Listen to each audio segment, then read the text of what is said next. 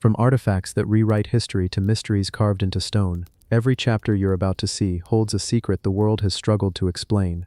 For centuries, legends, bones, and forgotten symbols have raised more questions than answers. Were humans really the hunters, or sometimes the hunted? Did civilizations leave behind messages we've only just begun to decode? Tonight, we'll walk through the most extraordinary mysteries ever uncovered. Settle in, let the pace carry you, and before we begin, don't forget to subscribe. It helps us keep exploring the secrets the past still refuses to give up. West Lothiana. First step onto land. Imagine for a moment the world 335 million years ago. The air is warm, humidity wraps around you like a blanket, heavy with the scent of ferns and the sharp green tang of giant horsetails swaying in the breeze. There are no birds in the sky, no mammals, no flowers. The land is quiet, but not silent. The air hums with the slow buzz of insects that have never seen a bird, never had to dodge the shadow of a hawk. In this world, the first forests stand like vast, patient guardians, their roots clutching the earth along the banks of shallow rivers. And somewhere, in the marshy lowlands of what will one day be Scotland, a small creature blinks at the sunlight and takes a careful step onto dry land. That creature is West Lothiana. Her body is long and slim, about the length of your hand from nose to tail tip. She has tiny, clawed feet, delicate ribs you can almost see through the thin stretch of skin along her sides, and eyes bright enough to catch the shimmer of light off a water's surface. She is not quite a reptile, and not quite an amphibian. She is something in between, a transitional form in the long, slow story of life crawling from the water and learning to breathe, to walk, to own the land. For centuries, scientists have argued about when that moment truly happened. Was it a slow creep across millennia, or a sudden leap driven by some dramatic change in climate? Fossils can't speak, not in words, but West Lothiana's bones have whispered a story to paleontologists since the day they were uncovered in 1984, near the Scottish village of Bathgate. The rock that held her had been lying in wait for more than 300 million years, cradling a record of the moment when water's children began to belong to the land. Pause for 3 slow breaths before continuing. Picture the scene of discovery. It's a cloudy morning in West Lothian. A team of fossil hunters picks through the crumbling layers of limestone, the ground still damp from overnight rain. They are not expecting a great revelation that day, perhaps a fragment of fern, the imprint of a long-gone fish. But then, in the stone, the outline of something unusual emerges, a delicate skull, a chain of vertebrae so fine it could belong to a lizard, except lizards would not exist for another 70 million years. They brush away the dust, hearts quickening with the quiet realization, this is something special. West Lothiana lived during the Carboniferous period, a time when the continents were pressing together into the vast supercontinent Pangaea, and shallow tropical seas lapped at coastlines. Insects grew to impossible sizes. Dragonflies with wingspans as wide as a modern seagull, millipedes the length of a car. And yet, life on land was still an experiment. Amphibians ventured onto the shore but remained tied to water for breeding. Reptiles, with their self-contained eggs, had not yet fully taken over. West Lothiana stood on that invisible line between the two, proof that the boundary was already blurring. Now, if you could sit quietly on the bank of a carboniferous stream, you might see her emerge from the dark water. She would pause, nostrils flaring, tasting the air, every movement careful, as if each step is a decision. The ground feels strange beneath her, soft, crumbling peat. Somewhere in the shadows, something else moves. Not a predator she knows, but a distant cousin, perhaps more fish than land dweller. The air itself is new. The pull of gravity is the same as it has always been, but here, outside the water, every limb must carry its own weight. It is a small step for her, and an immeasurable step for life. When paleontologists study West Lothiana's fossil, they look for clues in the tiniest details, the shape of the ankle bones, the structure of the ribs, the pattern of teeth in her jaw. Each bone is like a letter in an ancient script, one that has to be read slowly and carefully. Some letters are missing, perhaps worn away, perhaps never recorded, but together, they form a sentence in the story of evolution, a sentence that says, "You are looking at one of the earliest known relatives of reptiles." There's a quiet poetry in that thought. Without creatures like West Lothiana, the long chain that led to dinosaurs, birds, mammals, and eventually us, might have taken a different turn. She is small, but her significance stretches farther than her tiny bones could ever walk. Slow breath before shifting into reflection. What makes this fossil so extraordinary is not just her age, though 335 million years is beyond human comprehension. It's that she exists in a time when life was still experimenting with possibility. Nature had not yet decided on the blueprints we take for granted. A rib could be longer here, shorter there. A foot might have 5 toes or 4. The egg, the lungs, the skin, all in a state of gentle trial and error. West Lothiana's body was part of that living laboratory. The more scientists studied her, the more they realized that she might not have been a true reptile after all. Her bones suggested something older, more primitive, perhaps a close cousin to the ancestors of reptiles, but not quite there herself. And so she was nicknamed Lizzie the Lizard, a name that is both affectionate and misleading. She is not our direct ancestor, but she is family. Pause to let that sink in. In a way, West Lothiana's story mirrors our own. Each of us is somewhere on a path between what we were and what we are becoming. We take small, careful steps into unknown places, unsure if the ground will hold us. And like her, we may not realize the importance of those steps until long after they are taken. Even now, her fossil rests in a museum, safe from the weather, her bones arranged in a quiet arc that echoes the way she might have curled in life. Visitors pass by, some glancing only briefly, others lingering to trace the outline with their eyes. If you stand there long enough, you might feel it, the slow, deep time that stretches back from you to her. A reminder that the first step onto land was not just a scientific milestone, it was an act of quiet courage. The timeless sword beneath the waves. Beneath the restless skin of the sea, there is a silence that few ever hear. The waves that roar above become a muffled, distant heartbeat once you slip below. Light fades into a blue-green haze, broken only by drifting particles, fragments of shells, grains of sand, the tiniest bones of forgotten creatures, and there, far below the surface, lies a shape that has waited longer than memory can hold. It is a sword, a long, narrow blade, its edge dulled by centuries, and yet still holding a whisper of sharpness, as if it remembers what it was made for.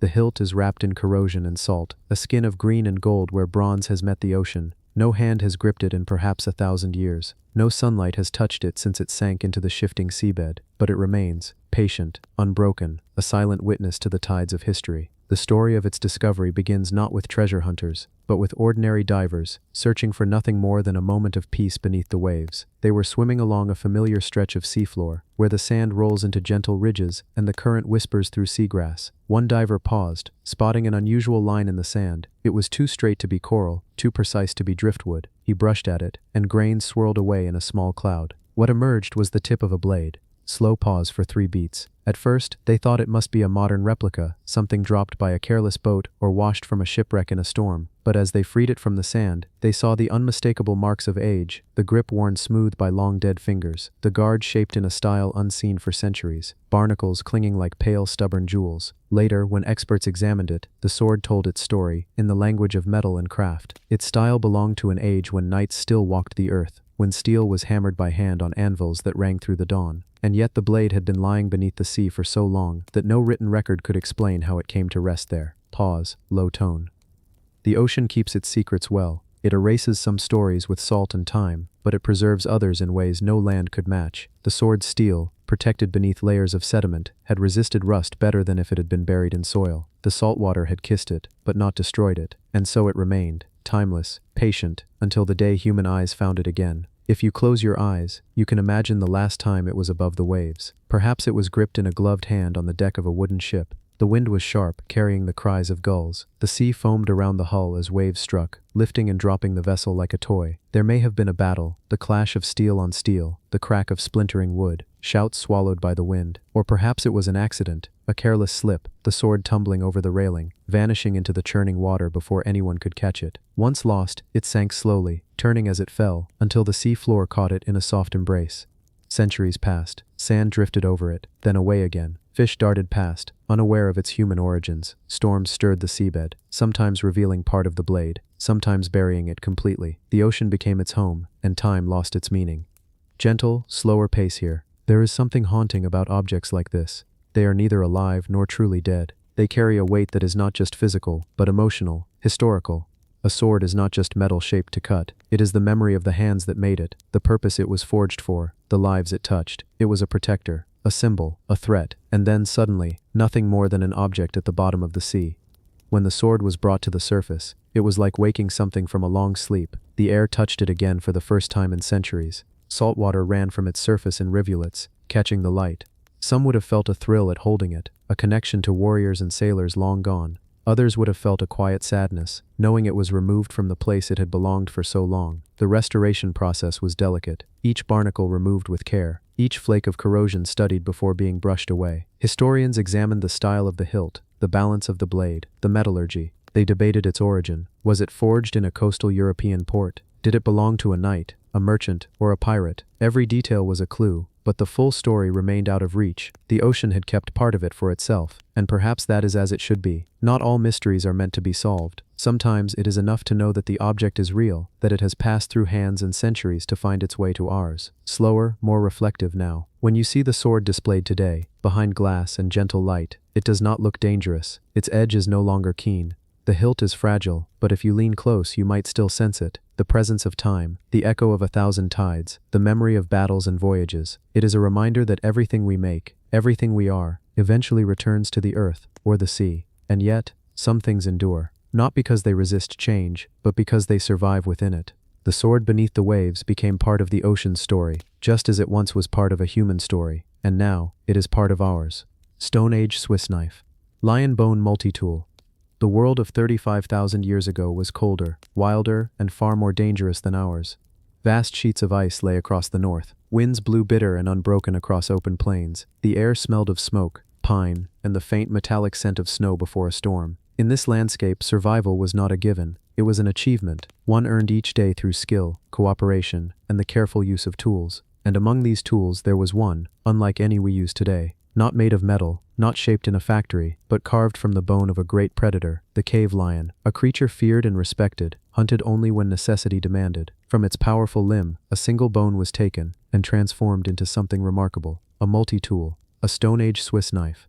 Imagine holding it in your hands. The surface is smooth in places, polished by fingers that gripped it again and again. Elsewhere, it is ridged, marked with tiny cuts where flint blades carved away at the bone. One end tapers to a point, useful for piercing hide or scraping meat from a carcass. Another edge curves, worked into a shape that could cut, scrape, or pry. Holes are drilled with perfect purpose, perhaps for attaching cordage, or for fixing the tool to a handle. It is not crude, it is efficient, it is beautiful in its own, quiet way.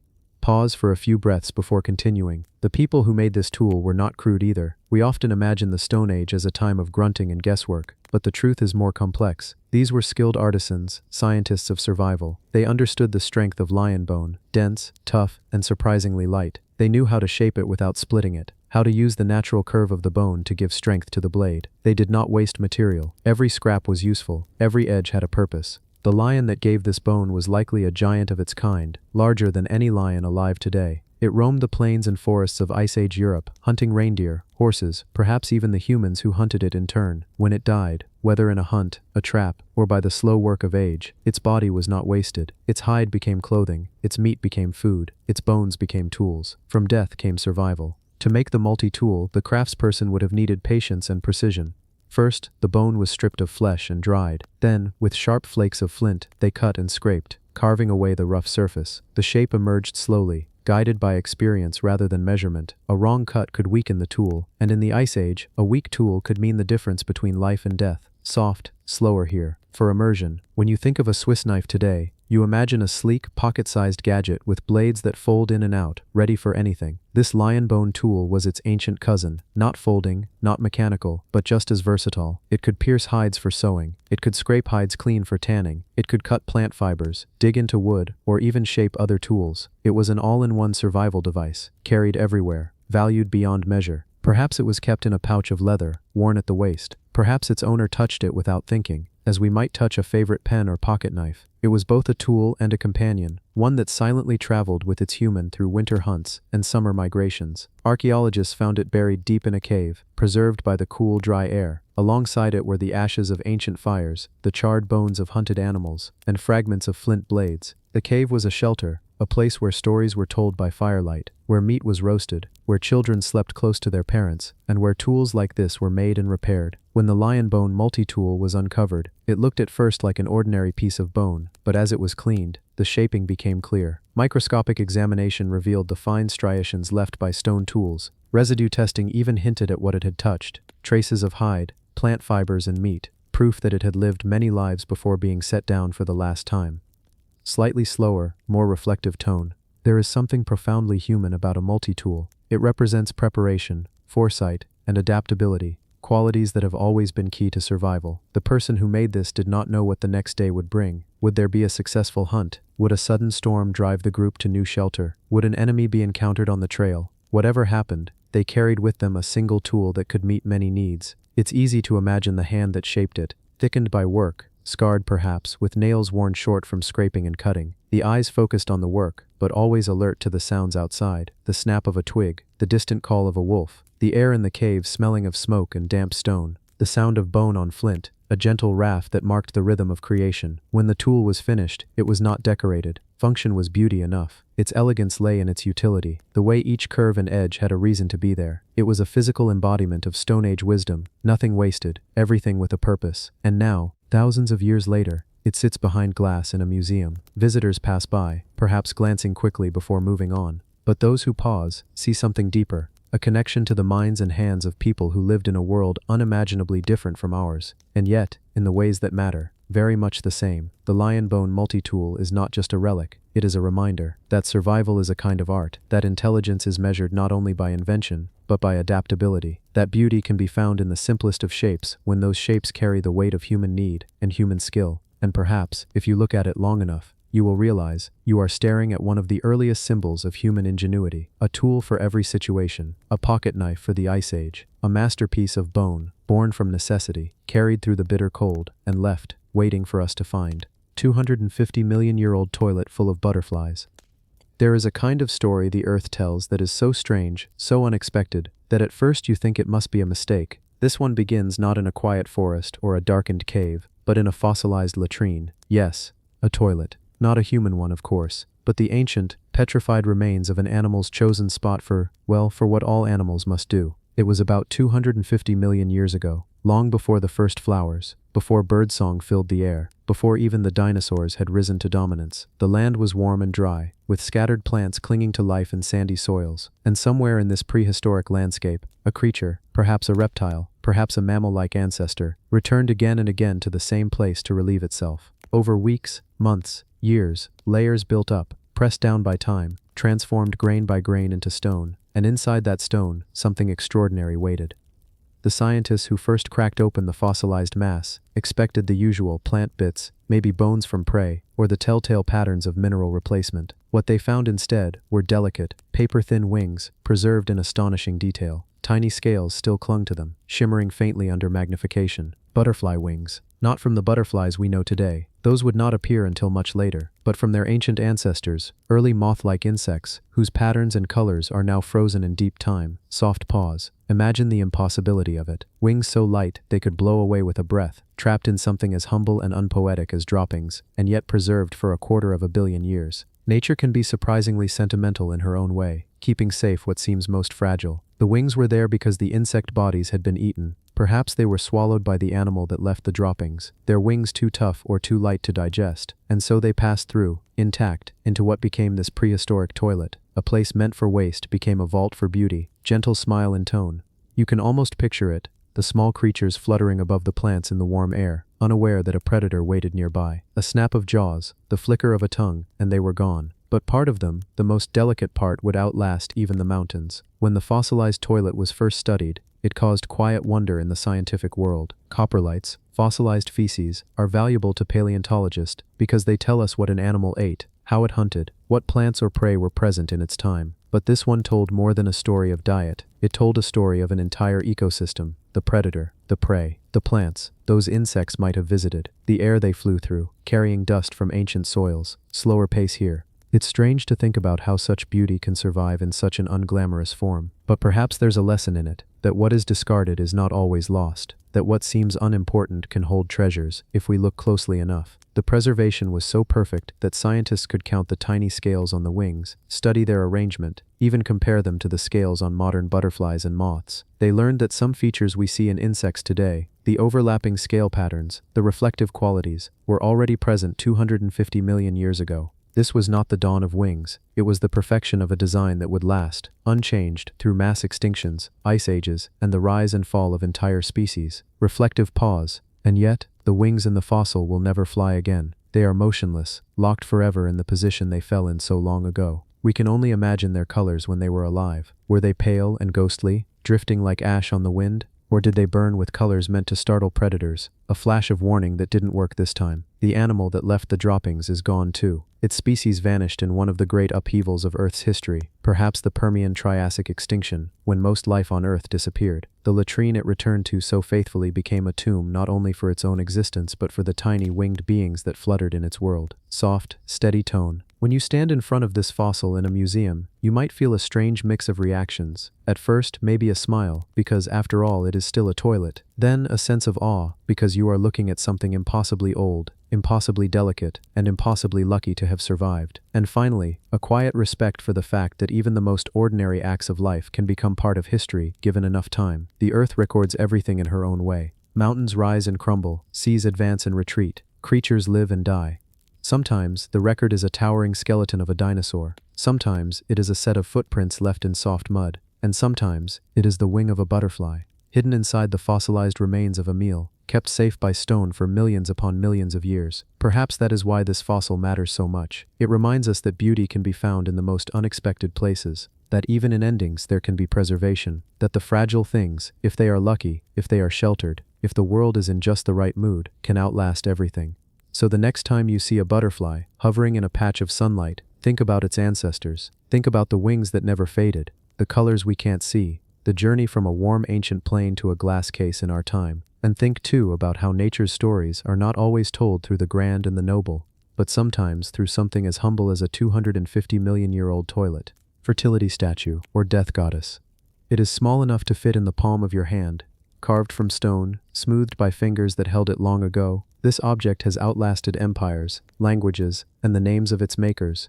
It is a figure, a woman, her shape exaggerated in certain places, abstracted in others. She has no eyes, no mouth, no face to smile or frown. Her arms are barely suggested, but her body is the story. Some say she is a goddess of fertility, her wide hips, rounded belly, and full breasts, signs of life, of abundance, of the power to create. A prayer in stone for healthy children, for full harvests, for survival through the lean months. Others see something darker. Her form could be a goddess of death, the womb, and the grave, the giver and taker of life. Perhaps she was a warning, a reminder that what is born will one day return to the earth, that creation and destruction are not opposites, but partners in the same endless cycle. Slow pause. We do not know who carved her. We do not know their name, their voice, or the look in their eyes as they chipped away at the stone. We know only the traces of their touch, the careful smoothing of certain edges, the deliberate shaping of others. And we know she was important, because no one spends hours, days, weeks shaping something for nothing. She meant something. She was found buried deep in the earth, alongside other objects, tools, ornaments, fragments of pottery. Some items were clearly practical. This one was something else. A symbol, a message meant to outlast the moment. Gentle shift in tone, inviting reflection. We like to think of the past as simple. Hunter-gatherers, hunting and gathering, farmers planting and harvesting. But the truth is, people have always had symbols, always had stories, always made things that were not strictly necessary to survival. Things meant for the soul, for the heart, for the mystery of life. This statue was one of them. The people who made her lived in a world of uncertainty. Life was short, and death was close. A single failed harvest could mean hunger. A single wound could mean the end. And yet, life went on. Babies were born. Songs were sung. People carved stone into the shape of a woman who could be both life-giver and life-taker. Soft, steady pace here. Imagine holding her in your hand. Thousands of years ago, your thumb fits into the curve of her hip, your fingers wrap around her back. She is cool to the touch, but her weight feels solid, grounding. You carry her with you, in a pouch, in a pocket, tied at the waist. When the days grow short and the nights cold, you take her out, rub her smooth surface, and whisper a hope into the air, for life, for safety, for something to be born, or for something to end peacefully. Archaeologists argue about her purpose. Was she part of a ritual, placed in the earth to bless the crops? Was she given to women during pregnancy, a protective charm for both mother and child? Or was she placed in graves, a guide for the dead as they crossed into whatever came next? And perhaps the question is not which of these is true, but whether all of them were. Because life and death have never been separate stories. The seed must die for the plant to grow. The plant must be cut for the bread to be made. The body must end for new bodies to take its place. Slight hush, letting the idea linger. Her face is blank. Some say this means she was meant to be anyone, any woman, any goddess, any ancestor. Others say it means she looked inward, her power not in her appearance but in what she represented. Either way, the lack of a face means we cannot meet her gaze, and perhaps that's the point. She is not meant to be looked at like a portrait. she is meant to be felt. If you close your eyes and picture her, you might see her standing in a circle of firelight, surrounded by people chanting softly, their shadows flickering against cave walls. Or perhaps you see her lying in the hands of a young girl, passed down from her mother, and from her mother before her, as a family's most precious possession. Or perhaps she stands alone in the dark, buried in the earth, waiting patiently for the world to find her again. We found her, but we did not find her meaning. That remains hers to keep. Slow, warm ending. And so she sits, now in a museum, behind glass, under lights that never fade. People walk past, pausing for a moment before moving on. Some see only a strange little stone woman. Others feel something stir, something ancient, something that does not need words. Fertility statue, death goddess, life in the palm of your hand. She is all of these, and none of them. Her true name is lost, but her presence endures. And maybe that is her greatest power, to still be here, to still be felt, long after the hands that made her turned to dust. Sky giants, Pelagornis, the 7-meter bird. The first thing you would notice, if you saw it gliding overhead, would be the wings. They seem to go on forever. 7 meters from tip to tip, longer than a small car.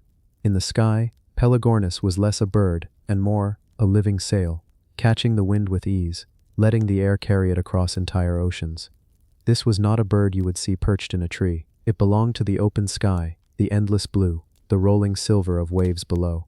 It lived millions of years ago, in a time when the seas teemed with life, and the continents wore shapes we would hardly recognize. And yet, its skeleton tells us something instantly familiar. It was a master of flight. Soft pause, letting the image take hold. When scientists first found the fossilized bones of Pelagornis, they were struck by their size. Long, slender, impossibly light, yet strong enough to hold those vast wings in place. Its bones were hollow, like those of modern birds, but even more delicate in proportion. It was built for one thing, staying aloft. Some believe Pelagornis could fly for days without landing, skimming the wind currents just above the ocean, dipping only to snatch prey from the surface. And what a hunter it must have been. Its beak was unlike anything you see today. Long and thin, but lined with strange, bony projections that looked like teeth. Not real teeth, but enough to grip slippery fish. The sea was its pantry, a flash of silver below the surface, a tilt of those massive wings, a plunge, and lunch was gone before the fish even knew it was in danger. Slower, thoughtful tone. Imagine being a small creature in the ancient ocean, looking up from the water to see a shadow stretching across the waves. No matter how fast you darted, the bird above had the sky on its side. Pelagornis didn't have to flap furiously. It waited, let the wind do the work, and when the moment was right, it struck. Its world was warmer than ours, with higher sea levels, different coastlines, and wide stretches of shallow water, perfect for feeding, and Pelagornis owned it. From what we can tell, it was one of the largest flying birds that ever lived. It shared the skies with early whales, surfacing for air, giant sharks patrolling the deep, and smaller seabirds that probably gave it plenty of space. Soft, curious note. The size of Pelagornis raises a question. How did something that big take off? Modern birds with large wingspans, like albatrosses, need a running start or a strong wind to lift into the air. Pelagornis may have used cliff edges or ocean breezes, the way gliders use a launch point. Once airborne, it could have flown for hours, maybe even crossed entire oceans, riding the invisible highways of the wind. Its fossils are found in coastal deposits, suggesting it lived its life near the sea, nesting on cliffs or open shorelines. If you were standing there millions of years ago, you might have seen entire flocks, dozens of them, wheeling above the water, their calls echoing faintly over the surf. It must have been a sight both beautiful and humbling. Reflective pause. But even giants have their end. The world changed. Shifts in climate, sea levels, and ecosystems may have made life harder for Pelagornis. Perhaps new predators emerged. Perhaps the winds changed. Perhaps the fish it depended on grew scarce. Whatever the reason, its reign in the sky ended, and it joined the long list of creatures that live now only in stone.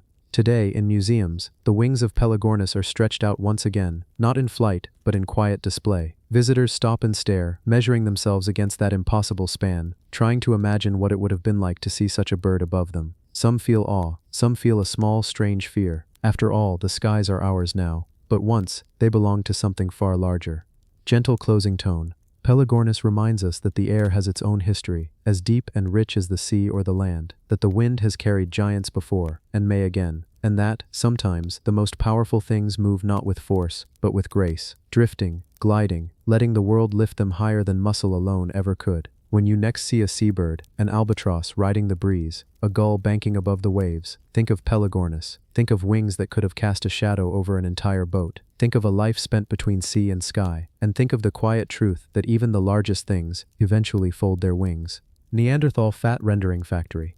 It begins with the smell, not the sharp, greasy smoke of a modern kitchen, but something richer, heavier.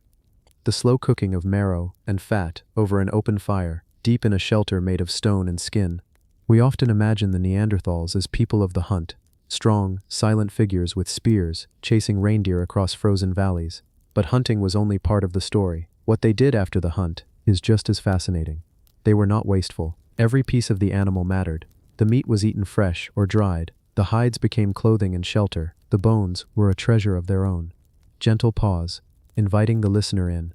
If you split a long bone open, a leg bone from a deer for instance, you'll find rich yellow marrow, fat, energy. The difference between surviving the winter and starving in it. But Neanderthals didn't just crack the bones and eat the marrow on the spot. They had another method, one that speaks of patience and planning. They boiled the bones. We know this because archaeologists have found ancient hearths littered with cracked bones, deliberately broken in ways that allowed every last drop of fat to be extracted. Sometimes the bones were even boiled whole in water, the fat rising to the surface, ready to be skimmed and stored. To do that, they may have used stone or hide containers, heated with hot rocks dropped straight from the fire. It was a kind of kitchen.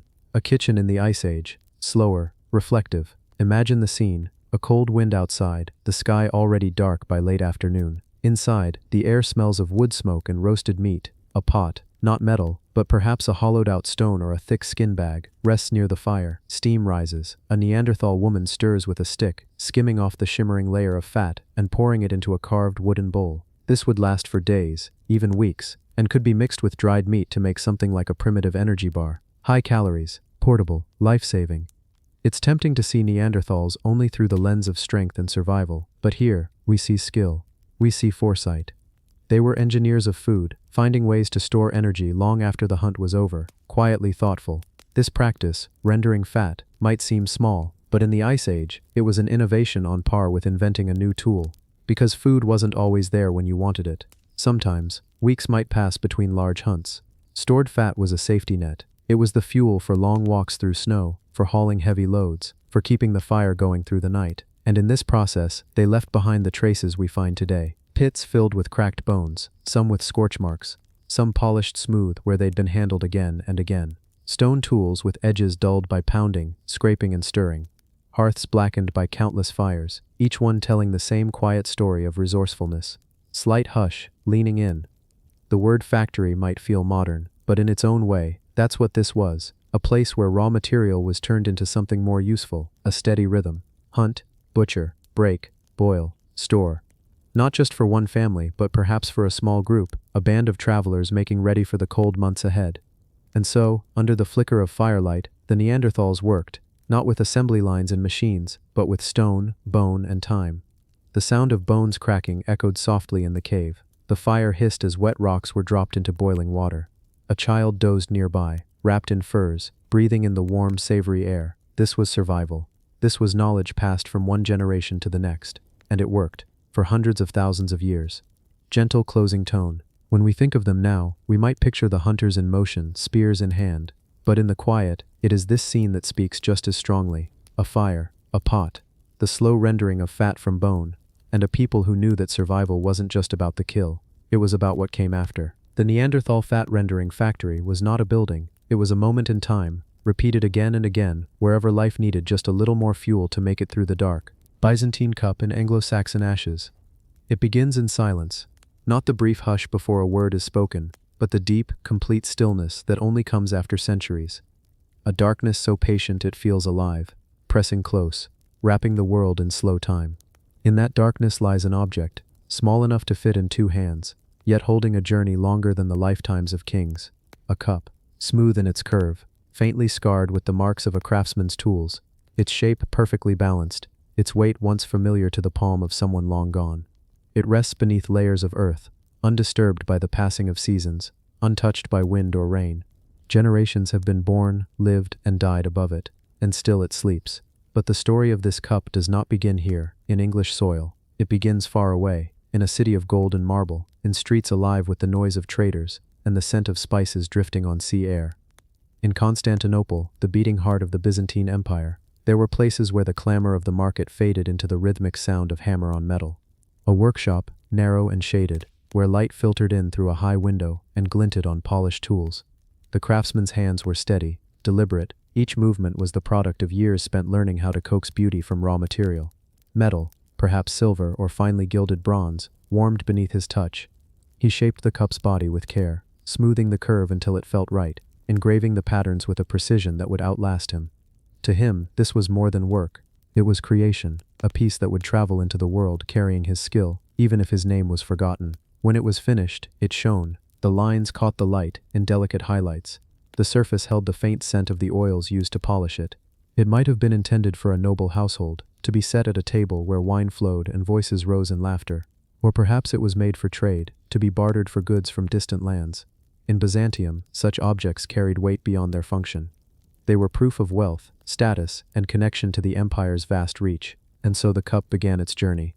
Though the road ahead was long and uncertain, the path from the golden domes of Constantinople to the wooden halls of Anglo-Saxon England was neither short nor simple. Perhaps it traveled first with a merchant, loaded onto a ship bound for the Adriatic coast. Salt spray might have dampened the cloth it was wrapped in as sailors called to one another across the deck. From there, maybe it moved north, across rivers and mountain passes, through markets where languages mingled and coins clinked into open palms. It might have been exchanged in a quiet deal between nobles, a gift meant to secure an alliance, or it might have been seized as the prize of a raid, carried away not in ceremony, but in haste.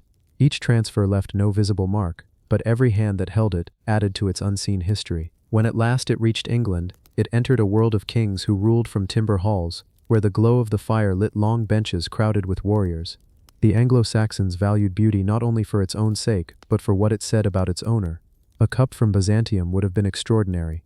It was a link to a far-off world most would never see. A conversation piece, a token of prestige. In the dim light of a feast, its metal would catch the flicker of flames, drawing eyes to it as it passed from hand to hand. Those who drank from it might wonder about the lands it had come from, lands of marble streets and soaring churches, so different from their own. The one who owned it likely kept it safe, wrapped in cloth or placed in a carved chest along with other treasures. Perhaps they took it out only for special occasions. Perhaps they told its story, true or imagined, to guests, letting the mystery add to its value. In a time when foreign goods were rare, such an object could feel almost magical, as if it carried with it the air of the place it came from. And then, at some point, the cup's journey paused again. A death, a funeral. In Anglo-Saxon tradition, the dead were often sent into the next world with the items they might need, or the things that had defined their life. For someone to be buried with a Byzantine cup meant it had mattered deeply to them. It might have been the most valuable thing they owned, or perhaps it was a gift from someone they loved, a link to a memory they carried to the grave. The body was burned, the flames consuming flesh and cloth, leaving only bone and ash.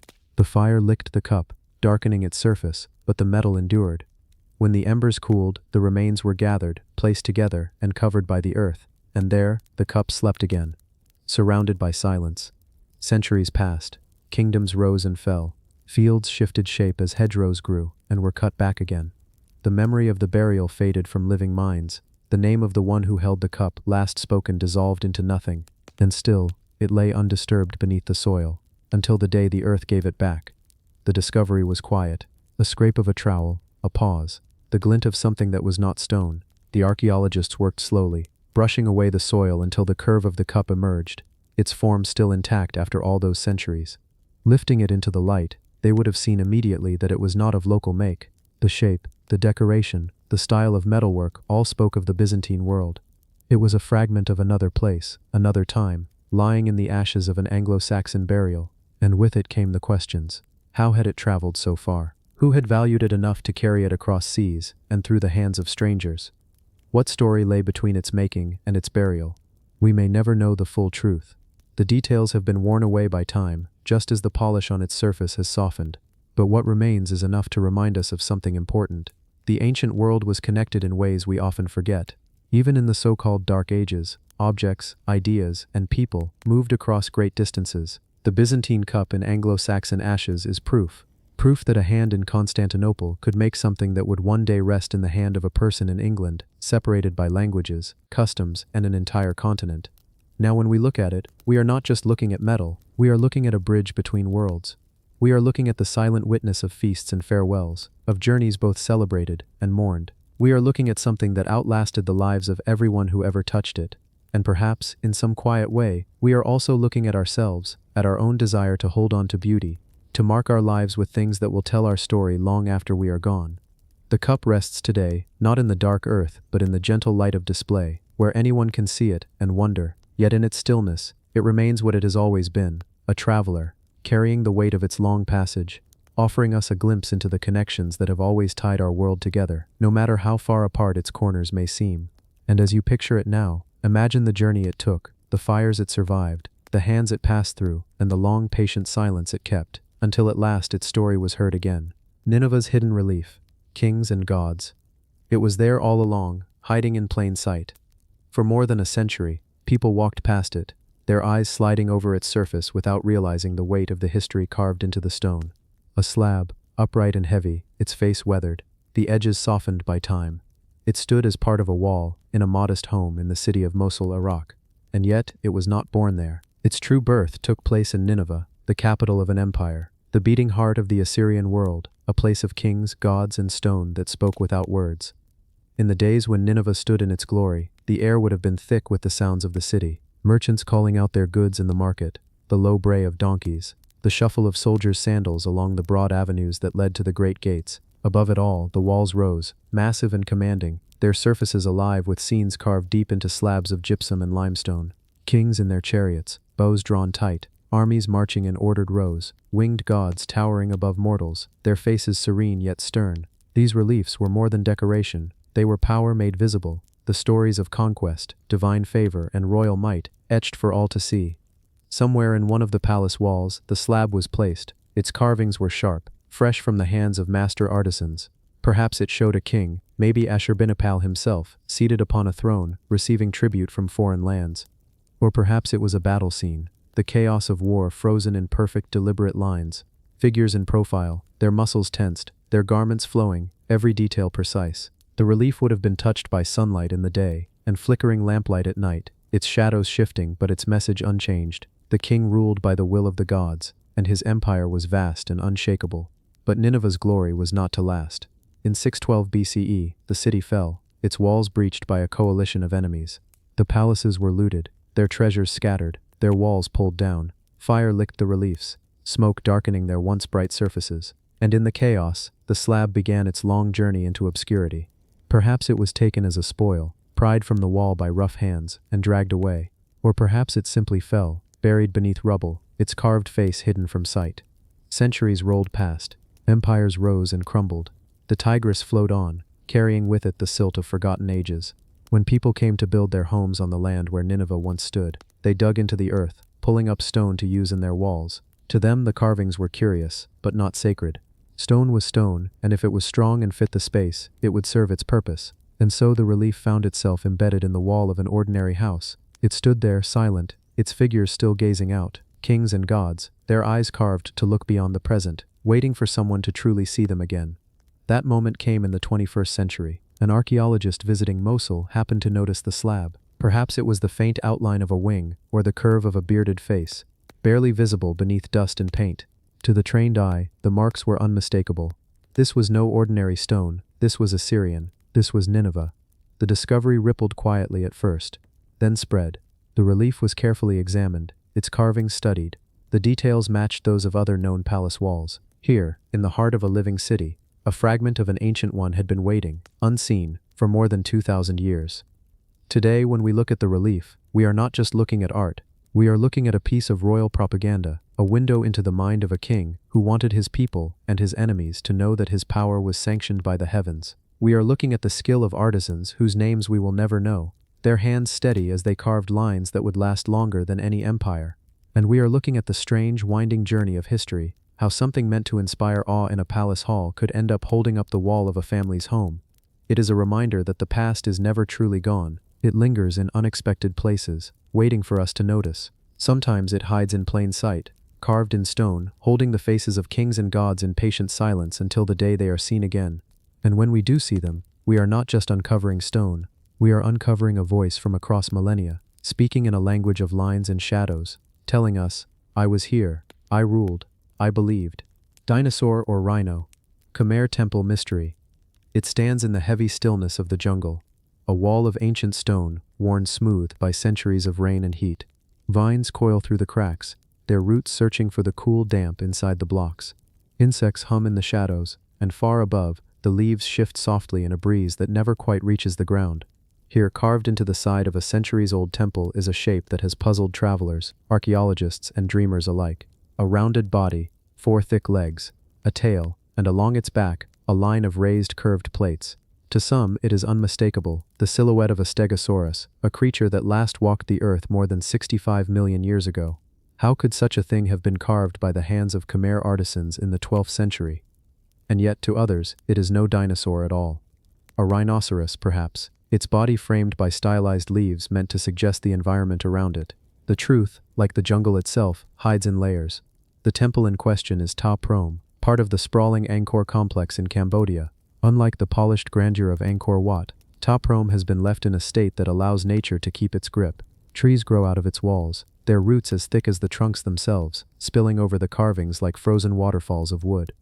The air is dense here, heavy with the scent of moss and damp stone. It's the kind of place where the past feels close enough to touch, where you can imagine the echo of footsteps from 800 years ago. In this setting, the relief sits among countless other carvings, gods and guardians, dancers and animals, all rendered in the graceful flowing style of Khmer art. The dinosaur is small compared to its neighbors, tucked into a decorative panel like an afterthought. Its form is simple, not as finely detailed as some of the temple's more elaborate figures. And yet, its resemblance to the prehistoric giant is enough to make people stop and stare. The idea of ancient people knowing about dinosaurs is a powerful one. It stirs something deep, the thought that knowledge has been gained and lost across time, that perhaps there were whispers of creatures long gone, passed down through generations. Could the Khmer have found fossilized bones? Could stories of massive beasts have reached them from distant lands? These questions hang in the air like the mist above the temple stones, refusing to settle. But there is another possibility, one that keeps the feet of the imagination firmly on the ground.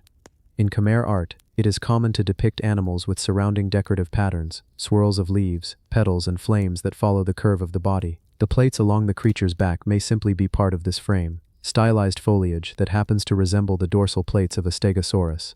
And the animal itself, perhaps a rhino, squat and powerful, its tail suggested by a quick curve of the chisel. Seen through this lens, the carving is no mystery at all, just an ordinary piece of temple decoration, its significance inflated by modern eyes searching for the extraordinary. Yet the fascination remains. Part of it is the setting. When you stand in front of the carving, the jungle pressing close on all sides, the weight of centuries bearing down, your mind is already open to the idea of the strange and impossible. The same hands that carved this creature also shaped stone dancers frozen in motion, gods riding celestial beasts, and mythic serpents coiled around temple gates. In a place where history and myth are so tightly woven, the line between the two becomes easy to cross. And so the debate continues. Dinosaur or rhino? Ancient memory or artistic coincidence? The carving has no voice to answer us, only the soft, unchanging face it has worn since it was first cut from the stone. And maybe that is part of its power. It invites us not to settle the question, but to keep looking, to keep imagining, because in that act of wondering, we connect with the people who first shaped it. They too carved their stories into stone without knowing who. Centuries later would stand here in the humid air, tracing the outlines with their eyes, and asking the same questions we do now. The jungle does not care what we decide. The roots grow thicker, the shadows deepen, and the temple breathes in silence. The carving waits, as it always has, for another passerby to pause and wonder whether they are looking at the remembered ghost of a beast that vanished millions of years ago, or simply at the work of a skilled artisan who, without knowing it, sparked a mystery that would outlive him by centuries. Ant-Man skull, cultural head shaping. In the dry wind of Argentina's plains, where the grasses bow low and the sky opens into a vast dome of blue, there lies a fragment of humanity's strange, intricate past. Buried in the earth, beneath layers of dust and time, archaeologists uncovered a skull, elongated, smooth, and strangely proportioned. The shape is alien to modern eyes, earning it nicknames in whispers and headlines alike. The Ant-Man skull, the alien head, the cone skull. Yet it is neither alien nor fantasy. It is a remnant of a cultural practice, so old and widespread that it touches civilizations on nearly every continent, the deliberate shaping of the human head. The skull's elongated form is no accident. This is not the result of nature or mutation, but of human hands and tradition. Artificial cranial deformation, as anthropologists call it, begins in the earliest stages of life, when the bones of an infant's skull are still soft and malleable. Strips of cloth, wooden boards, or specially crafted bindings are wrapped around the head, applying gentle but persistent pressure. Over months and years, the skull responds, lengthening or flattening according to the desired form. By the time the child grows, the shape is permanent, a physical marker carried for life. In ancient Argentina, as in many cultures of South America, this practice was not a curiosity but a statement. It was a sign of identity, of belonging to a specific group, perhaps even of social status. To the people who shaped their children's heads in this way, the elongated skull was beautiful, a living symbol of tradition, just as clothing, jewelry, or tattoos might be today. The act of shaping was likely tender, carried out by mothers and elders, the bindings adjusted over time with care. To them, this was not strange. It was a gift, a mark of heritage. Yet to modern eyes, the skull seems almost unreal. Its proportions, high and sweeping at the back, narrow at the front, look more like something from science fiction than from the human past. When found without context, it is easy to leap to conclusions, to imagine visitors from other worlds or lost civilizations with unknown technologies. And indeed, throughout history, elongated skulls have been wrapped in myth. Some have claimed they belonged to giants, others to gods who walked among men. But archaeology strips away the myth to reveal something no less fascinating. A deliberate symbolic act repeated across thousands of years and countless cultures, from the Andes to the Eurasian steppes, from Africa to the Pacific Islands. In Argentina, the Ant-Man skull is part of a lineage of such finds, many dating back more than 1,000 years. These skulls speak of communities bound by shared customs and visual markers, where a child's altered head shape was as much a statement of belonging as the dialect they spoke, or the patterns woven into their clothes. They also tell us of human creativity, the willingness to shape the body itself to express ideas of beauty, status, and culture. When you stand in front of such a skull, now resting in a museum case under careful light, the first thing that strikes you is the smoothness of the bone. Time has polished it, stripping away everything but form. The second thing is the sheer presence of it, the way the shape seems to command attention. You imagine the person it belonged to, their face framed by hair, perhaps adorned with beads or feathers, their elongated head visible from a distance as they moved through their village. This was not a deformity to be hidden, it was a statement to be seen, and perhaps that is the most human part of all, the desire to be seen, to carry identity in the body itself. We may not bind skulls today, but we shape ourselves in countless other ways, through fashion, hairstyles, piercings, even cosmetic surgery. The Ant-Man skull, for all its strangeness, is a reminder that our ancestors, too, were shaping themselves to fit ideals that spoke to their culture, their values, and their place in the world. Beneath the mystery and the unusual form, there is something profoundly familiar. This was a person, living under the same sky, feeling the same wind, dreaming their own dreams, and though their head was shaped by tradition, their mind was entirely their own, thinking, speaking, laughing, just as we do now. The skull remains silent, but in its silence, it tells a story of hands guiding cloth around an infant's head, of patience and purpose, of the human urge to leave a mark, not just on the world, but on the very shape of ourselves. Gold ring buried in David's city foundations. Archaeology often works like a layered storybook. Each stratum of earth that is uncovered is like a page turned backward through time. Few places demonstrate this better than the ancient city of David, a site in Jerusalem where the ground itself holds the story of thousands of years of human history. Beneath its stone streets, archaeologists have found fortifications, water channels, and entire rooms carved into rock. Yet among these monumental structures, sometimes the most unassuming discoveries can spark the deepest questions. That is the case with a simple gold ring, unearthed deep in the city's foundations, where the layers tell us about conquest, resilience, and memory. The city of David is considered the oldest settled core of Jerusalem, a place where history and legend often blur. Excavations there are not new.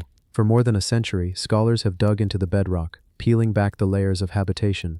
But the discovery of a small gold ring within those foundations captured attention precisely because of where it was found. Rings, after all, are personal objects. They are carried on the hand, passed down in families, and sometimes buried with their wearers. Finding one beneath the weight of walls and earth invites us to imagine who it belonged to, why it ended up there, and what stories it silently carries. The ring itself is delicately made. Though corroded by centuries underground, traces of its craftsmanship remain visible, its band shaped with care, its surface once polished to a shine. Unlike coins or ceramics, jewelry often reflects not just utility but sentiment. Whoever wore this ring may have valued it not only for its material worth but for what it symbolized: status, identity, or even love.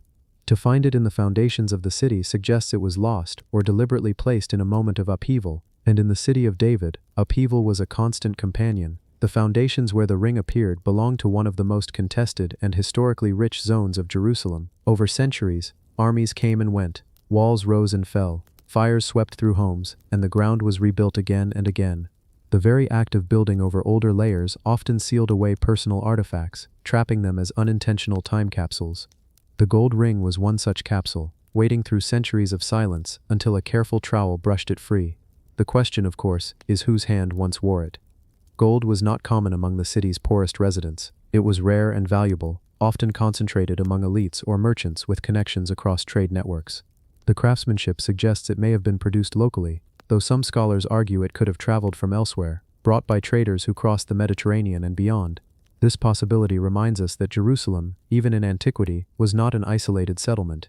It was a crossroads of cultures, languages, and economies. A single ring could hold within it the story of faraway workshops, caravans that moved across deserts, and markets where goods exchanged hands.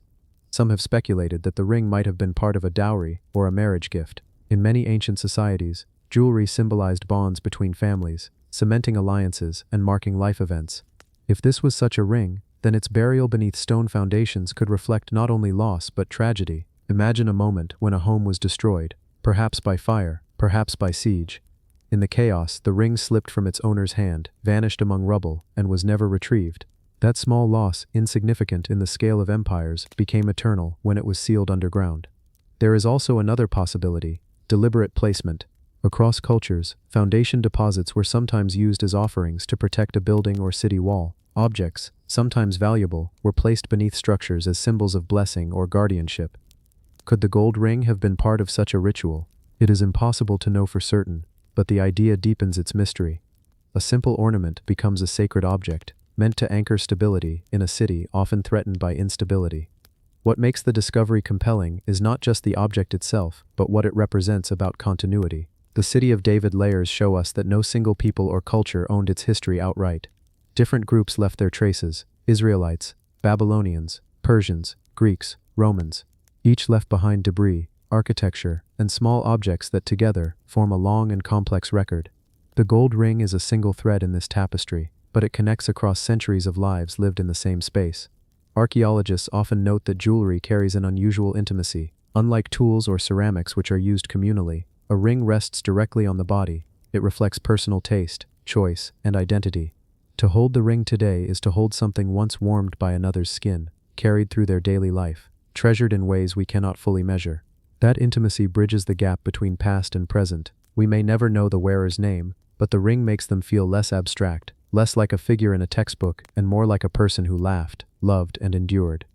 The excavation that revealed the ring also unearthed fragments of pottery and charred remains, hinting at destruction. Fires are common in Jerusalem's archaeological record. Entire neighborhoods were burned during sieges, and sometimes layers of ash testify to such events more strongly than written accounts. The ring's survival amid this destruction raises another question: did its owner perish in that fire, or did they flee, leaving behind possessions in haste? Both scenarios stir the imagination. Both remind us that history is not only about grand battles, but about moments of individual loss. For modern visitors to the City of David, the site appears like an outdoor museum. Walkways guide travelers through tunnels and walls, and plaques explain what has been found. Yet objects like the ring are rarely visible in the open. They are too fragile, too precious, and often housed in collections where specialists can study them. What remains at the site are the stones and passages, while the small artifacts like the ring travel to museums or storage, where their stories are pieced together with care. Still, the symbolism lingers. A gold ring buried in the foundations of David's city reminds us of the weight of memory. Foundations are meant to hold up structures, but they also hold time itself, compressing human lives into layers of earth. To reach into those foundations is to reach into forgotten lives. Each object pulled out is not just material, but emotional, a fragment of human experience. As you imagine the ring resting beneath centuries of stone, consider how many footsteps passed above it, how many people built homes, drew water, raised children, and lived out entire lives, unaware of the small gold band hidden beneath them. Time covered it over, but it waited, patient, until human curiosity uncovered it again. That act of recovery is part of archaeology's quiet power. It connects our present to moments long vanished. The story of the gold ring in David's city is not finished. Like many artifacts, it raises more questions than answers. Was it a lost treasure, a sacred offering, a family heirloom, or simply an ornament dropped in haste? We cannot know with certainty, but perhaps that uncertainty is what gives it meaning. It leaves space for us to imagine, to place ourselves in the shoes of the ancient, and to sense the fragile threads that bind all human stories together. In the end, the gold ring is more than a piece of jewelry. It is a reminder that beneath every city, beneath every stone, lie countless lives and countless objects waiting to be remembered. The city of David continues to reveal them, one layer at a time, each discovery whispering its own fragment of the human past. Ram in the thicket. Sumerian symbolism. There are some artifacts that capture the imagination, not because of their sheer size, nor because of the wealth of gold and precious stones within them, but because of the story they seem to tell in silence. Among the great treasures of Mesopotamian archaeology, one stands apart, an object often referred to as the ram in the thicket. This ancient artifact was discovered in the royal cemetery at Ur, one of the most important Sumerian sites, and it is a piece that continues to intrigue historians, archaeologists, and ordinary people alike. It is not merely a decorative object, it seems to hold layers of meaning, ritual, symbolic, perhaps even mythological, waiting for us to slowly peel them back. The artifact itself is striking in appearance. It is a small sculpture, only about 18 inches tall, but crafted with meticulous care and dazzling materials. At its core is a wooden frame, now decayed but once firm, which was then adorned with sheets of gold, silver, and copper. The figure represents a goat, or ram, standing on its hind legs, reaching up into what appears to be a tree or a flowering shrub. The ram's fleece was carefully covered with lapis lazuli, a precious blue stone imported from faraway Afghanistan. Its ears, eyes, and horns gleam with gold, while the trunk of the tree it rears upon is also sheathed in golden foil. The entire figure rests upon a rectangular base decorated with shell, red limestone, and lapis mosaics. It is easy to imagine this artifact displayed within the palace halls of Ur, or perhaps standing silently beside the body of a ruler in his tomb. And indeed, that is where it was found, within one of the great burial pits of the royal cemetery at Ur, excavated by Sir Leonard Woolley in the 1920s and 30s. Woolley uncovered hundreds of remarkable artifacts at the site, but few have captured as much fascination as the ram in the thicket. The question is, what does it represent? Why was it created with such care, such richness of material, and such symbolic imagery? To answer that, we must begin by looking at the world of the Sumerians themselves. Ur was one of the earliest great cities of Mesopotamia, thriving around 2600 BCE. Its people built monumental ziggurats, developed early writing in the form of cuneiform, and cultivated myths that would echo across the Near East for millennia. The Sumerians saw their world as one infused with divine presence. Every river, every star, every animal carried meaning. The gods were many, and they were thought to be intimately tied to the daily life of the people. A simple ram feeding from a bush was not merely an animal doing what animals do. It could be seen as a symbol of fertility, of sacrifice, or of a divine story retold in physical form. One of the first interpretations offered for the ram in the thicket was that it represented fertility and abundance. The ram was a symbol of virility in Mesopotamian culture, and the act of rearing up to eat from the branches of a tree could easily be seen as an emblem of sustenance and prosperity. The combination of precious stones and metals only reinforced this: gold for the eternal sun, lapis for the heavens, and shell for the sea. Together, the materials themselves seem to embody the totality of the natural world. But there is also another angle to consider, one that suggests the object may not have been purely symbolic, but rather ritualistic. Some scholars have proposed that the ram in the thicket may have served as a cult stand, perhaps designed to hold a small offering bowl or container. The flat top of the tree suggests that something may once have been affixed there. If so, then this figure would not simply have been symbolic art, it would have been a functional piece in temple ritual, a bridge between human hands and divine expectation. There is yet another possibility, one that stirs even deeper questions. Could the artifact represent a mythological story? The name Ram in the Thicket was not given by the Sumerians, but by Leonard Woolley himself. He borrowed it from a famous story in the Hebrew Bible, the Binding of Isaac, in which Abraham, about to sacrifice his son, sees a ram caught in a thicket, which is then offered as a substitute sacrifice. Woolley's choice of name reflected his own cultural background, but it raises the intriguing possibility that the ram motif may have been a long-standing Near Eastern symbol, older than the biblical tradition, and carried across cultures. If so, then what we see in Ur is perhaps the distant ancestor of a story that would one day shape the religions of Judaism, Christianity, and Islam. This raises a difficult question: were the Sumerians already thinking of the ram as a symbol of sacrifice, or is that interpretation something imposed by later cultures? The truth is that we do not know, but the possibility of shared motifs, echoing across centuries, is tantalizing. There is also the matter of the tree. The ram is not standing in isolation, it is reaching toward branches. Trees in Mesopotamian mythology often symbolized life, the cosmos, or divine wisdom. In some myths, a cosmic tree connected the heavens, earth, and underworld. Could this small golden tree have represented such an idea? If so, then the ram climbing toward it might symbolize humanity, or life itself, striving toward divine sustenance. When we place the ram in the thicket within the broader context of the royal cemetery at Ur, it becomes even more fascinating. This was not an ordinary burial site. Dozens of individuals were buried here in elaborate tombs, along with attendants, animals, musical instruments, jewelry, and other offerings. Some of these burials suggest ritual sacrifice, servants and guards buried alongside their rulers. In such a setting, the presence of symbolic objects like the ram in the thicket takes on even greater weight. It was not a casual ornament, it was part of a complex funerary system, one meant to secure the ruler's place in the afterlife and perhaps even maintain cosmic order. And yet, despite all these interpretations, we must admit that the true meaning remains elusive. The ram in the thicket may be fertility, or sacrifice, or ritual, or myth. It may be all of these at once. Perhaps that is its power, the ambiguity that invites us to wonder, to speculate, to imagine. What is certain is that the artifact shows us something essential about the Sumerians. They lived in a world where art was not separate from religion, where materials were not just decorative, but symbolic, where every object carried meaning far beyond its surface. The gold and lapis were not chosen only for their beauty, they were chosen because they embodied eternal truths, cosmic forces, divine presences. The ram is not only a ram, the tree is not only a tree. Together they speak to a worldview in which life and the gods were woven together, inseparable.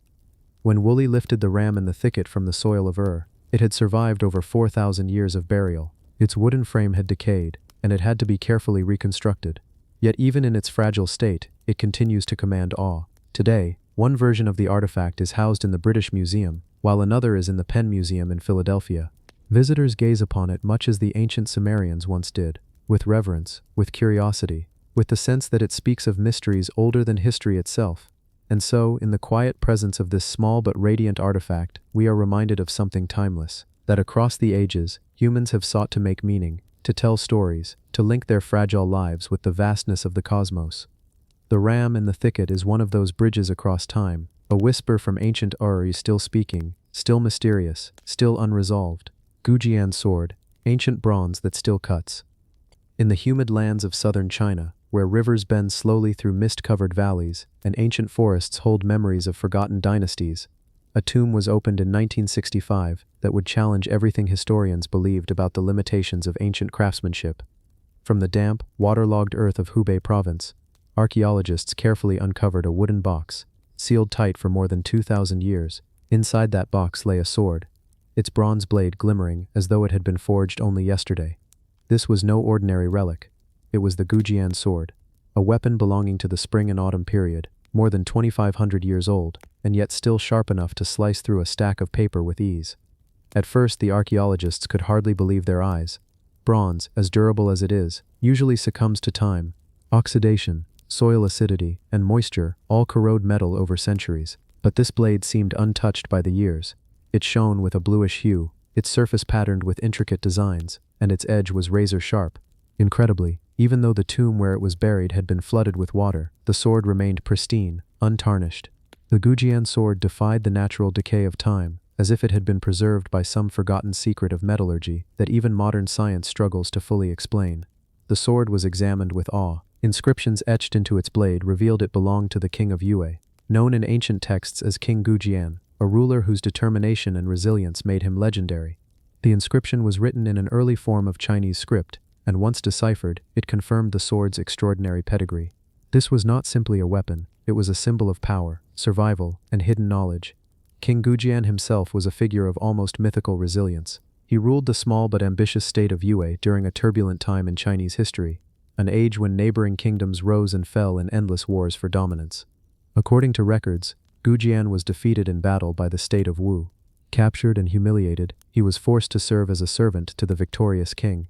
He endured years of hardship, waiting patiently for the moment to reclaim his throne and his dignity. When he finally returned to Yue, he rebuilt his kingdom with relentless discipline, preparing for revenge.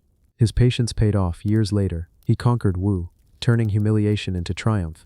The Gujian sword embodies that same resilience, as though the spirit of the king himself resides in its unyielding strength.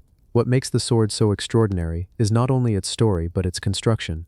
Bronze is an alloy of copper and tin, but the exact formula of the Gujian sword is remarkable. Scientific analysis shows the blade contains a mixture of copper for softness, tin for hardness, and small amounts of other elements like lead and sulfur. These elements combined created a material that was resistant to tarnishing and unusually durable. The surface of the sword also has a thin layer of oxidation, formed over the centuries, but instead of corroding the weapon, it acted as a protective coating, shielding the blade from further damage. It is as though the sword had been designed with a kind of self-preserving technology far ahead of its time. Adding to its mystery are the patterns on its surface. Diamond-shaped designs cover the blade, while the guard and hilt are decorated with turquoise and blue crystals. The craftsmanship shows that this was not merely a practical weapon of war, but a ceremonial object as well, something meant to represent prestige, artistry, and almost divine skill. Yet, when archaeologists tested its edge, they found that it could still cut cleanly and precisely, sharper than many modern blades that had only been recently forged. How could such a weapon, over 2,000 years old, remain in this condition? Some scholars suggest that the sword was crafted by master metalworkers, whose knowledge of metallurgy has since been lost. Ancient China was a center of innovation, producing not only weapons but complex tools, astronomical instruments, and bronze vessels of astonishing quality. Perhaps the makers of the Gujian sword knew techniques for alloy mixing, casting, and finishing that allowed them to create weapons capable of resisting time itself. Others believe that the location of the tomb, sealed away in waterlogged soil without oxygen, played a role in protecting the weapon from corrosion. Still, the sword's sharpness, beauty, and durability remain almost beyond explanation. There are legends, too, that surround the Gujian sword. Some say it was imbued with spiritual power, a gift from the heavens to a king destined to rise after defeat. In Chinese culture, swords were not just weapons, but symbols of wisdom and justice. The Gujian sword, then, becomes more than a relic. It becomes a message across time, reminding us that knowledge, skill, and patience can outlast even empires. When the sword was displayed for the public, it drew crowds who came to see what seemed like an impossible artifact. Standing before it, one feels a strange contradiction. Here is an object so ancient it belongs to a world unrecognizable from ours, yet it looks so new, so sharp, so untouched, that it seems it could be wielded today. It bridges a gap between eras, erasing the distance of centuries. The Gujian sword feels timeless. Its discovery also raises questions about what other ancient knowledge has been lost.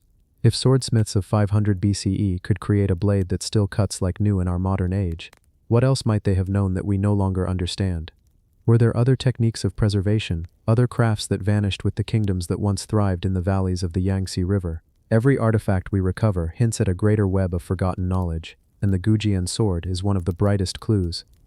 Even more intriguing is how the sword ties into the psychology of power. King Gujian, the ruler associated with it, is remembered in China as a symbol of endurance. There is a phrase often used about him, sleeping on brushwood and tasting gall. It refers to his willingness to endure hardship, to remind himself every day of his past humiliation, so that he never lost focus on his ultimate goal, revenge and restoration. The sword, then, is not just a physical weapon, but a metaphor for Gujian's philosophy.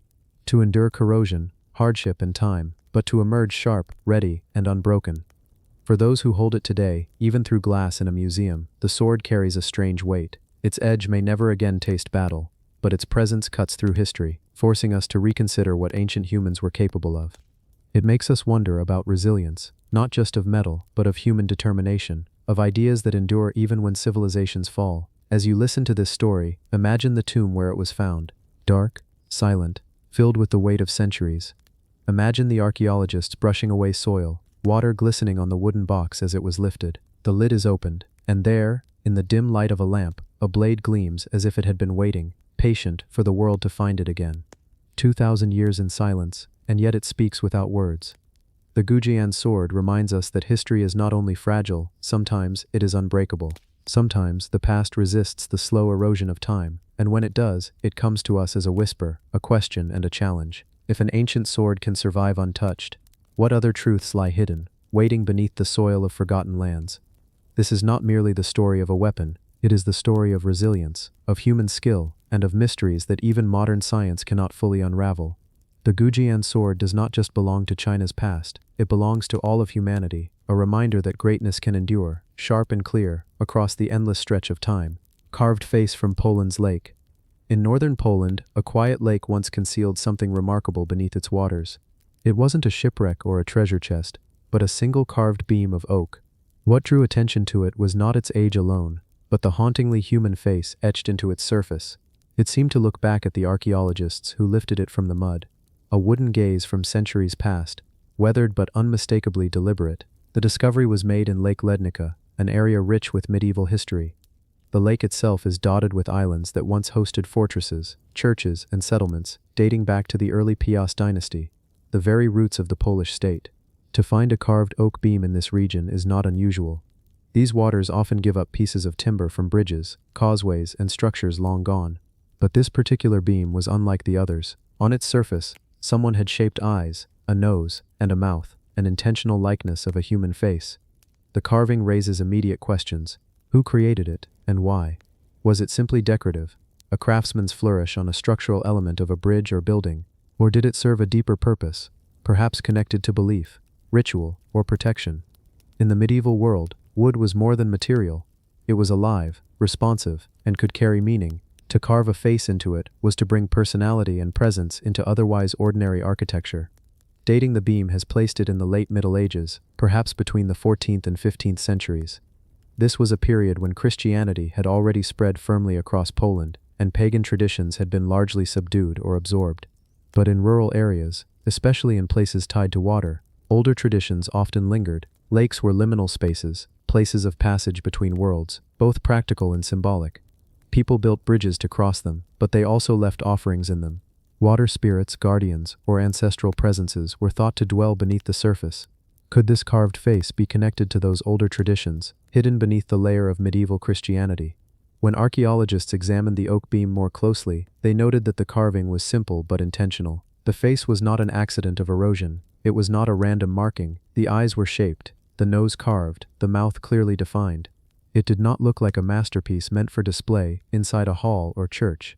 Instead, it looked like something that belonged in a functional place, perhaps embedded into a structure where it was rarely seen, or perhaps facing outward toward the water, where few but the lake itself could behold it. There is a theory that the beam may have been part of a bridge leading to Ostrów Lednicki, an island on Lake Lednica. That island was a major center of power in the early Polish kingdom. It hosted a stone palace and one of the earliest Christian chapels in the region, tied to Poland's baptism into Christianity in the 10th century. By the Middle Ages, bridges were built to connect it to the mainland. Wooden beams, driven into the lakebed, formed the causeways. If the carved beam was part of one of those bridges, the face may have been set there deliberately, almost like a guardian looking out over those who crossed. But why carve a guardian face into a hidden structural piece of wood? Some suggest that it may have been a superstition, an attempt to ward off misfortune. Bridges were risky structures. They could collapse, they could fail under stress, and crossing water was always uncertain. A carved face could have been an appeal to protection, ensuring safe passage for those who walked across. In other traditions, carved faces served apotropaic functions. They were symbols meant to drive away evil. Across Europe, grotesque faces, masks, and carvings were placed on churches, houses, and tools to keep bad luck at bay. Sometimes they looked monstrous, sometimes human, but always purposeful. The beam from Lake Lednica may have carried a similar role, an unseen protection, hidden within the very fabric of the bridge itself. There is also a symbolic connection to the idea of the watcher. A carved face on a structure could represent vigilance, as though the structure itself were alive and aware. For a bridge, this could mean the crossing was never unwatched, never vulnerable. Even if the face was submerged, its presence might have been more symbolic than visible. To those who built it, it may not have mattered that ordinary eyes could not see it. What mattered was that it was there, carved into being, holding meaning in silence. The lake setting deepens the mystery. Lake Lednica has yielded thousands of artifacts, swords, spears, tools, ornaments, many deliberately deposited into the water. Some of these finds hint at ritual offerings. Weapons and valuables were not simply lost but given to the depths. If this carved beam also carried symbolic significance, its placement in the lake may have been more than practical.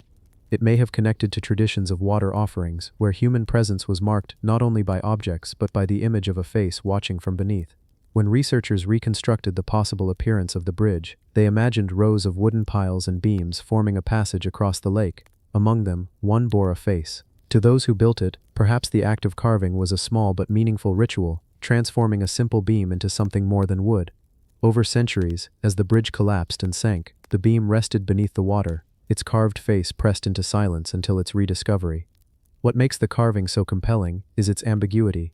It is not a grand statue or a fine piece of medieval art. It is humble, simple, almost crude, and yet its very simplicity makes it human. It reminds us that ordinary people in the past left behind not only weapons, palaces, and churches, but also small gestures of meaning carved into wood. They are traces of thought, of intention, of expression, otherwise invisible in the archaeological record. The carved beam also raises larger questions about medieval craftsmanship.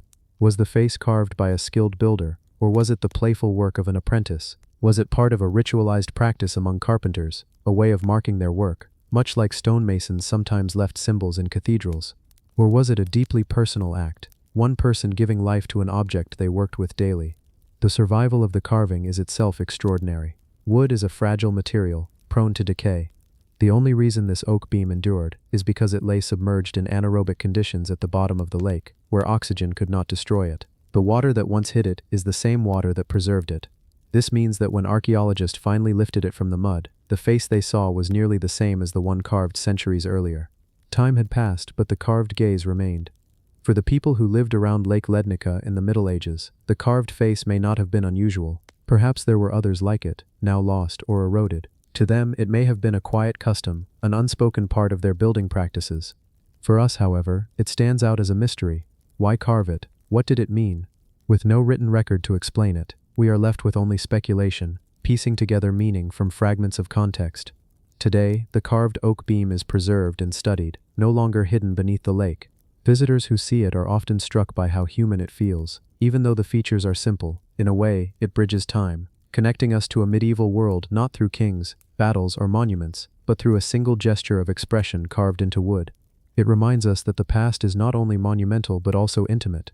The carved face from Poland's lake is more than an artifact. It is a question. It asks us to consider what people in the Middle Ages believed, how they built, and how they infused meaning into the world around them. It is not an answer, but an invitation to wonder, and in that sense, it succeeds. The face carved into the oak beam still does what it may have always been intended to do. It watches. It holds presence. It connects.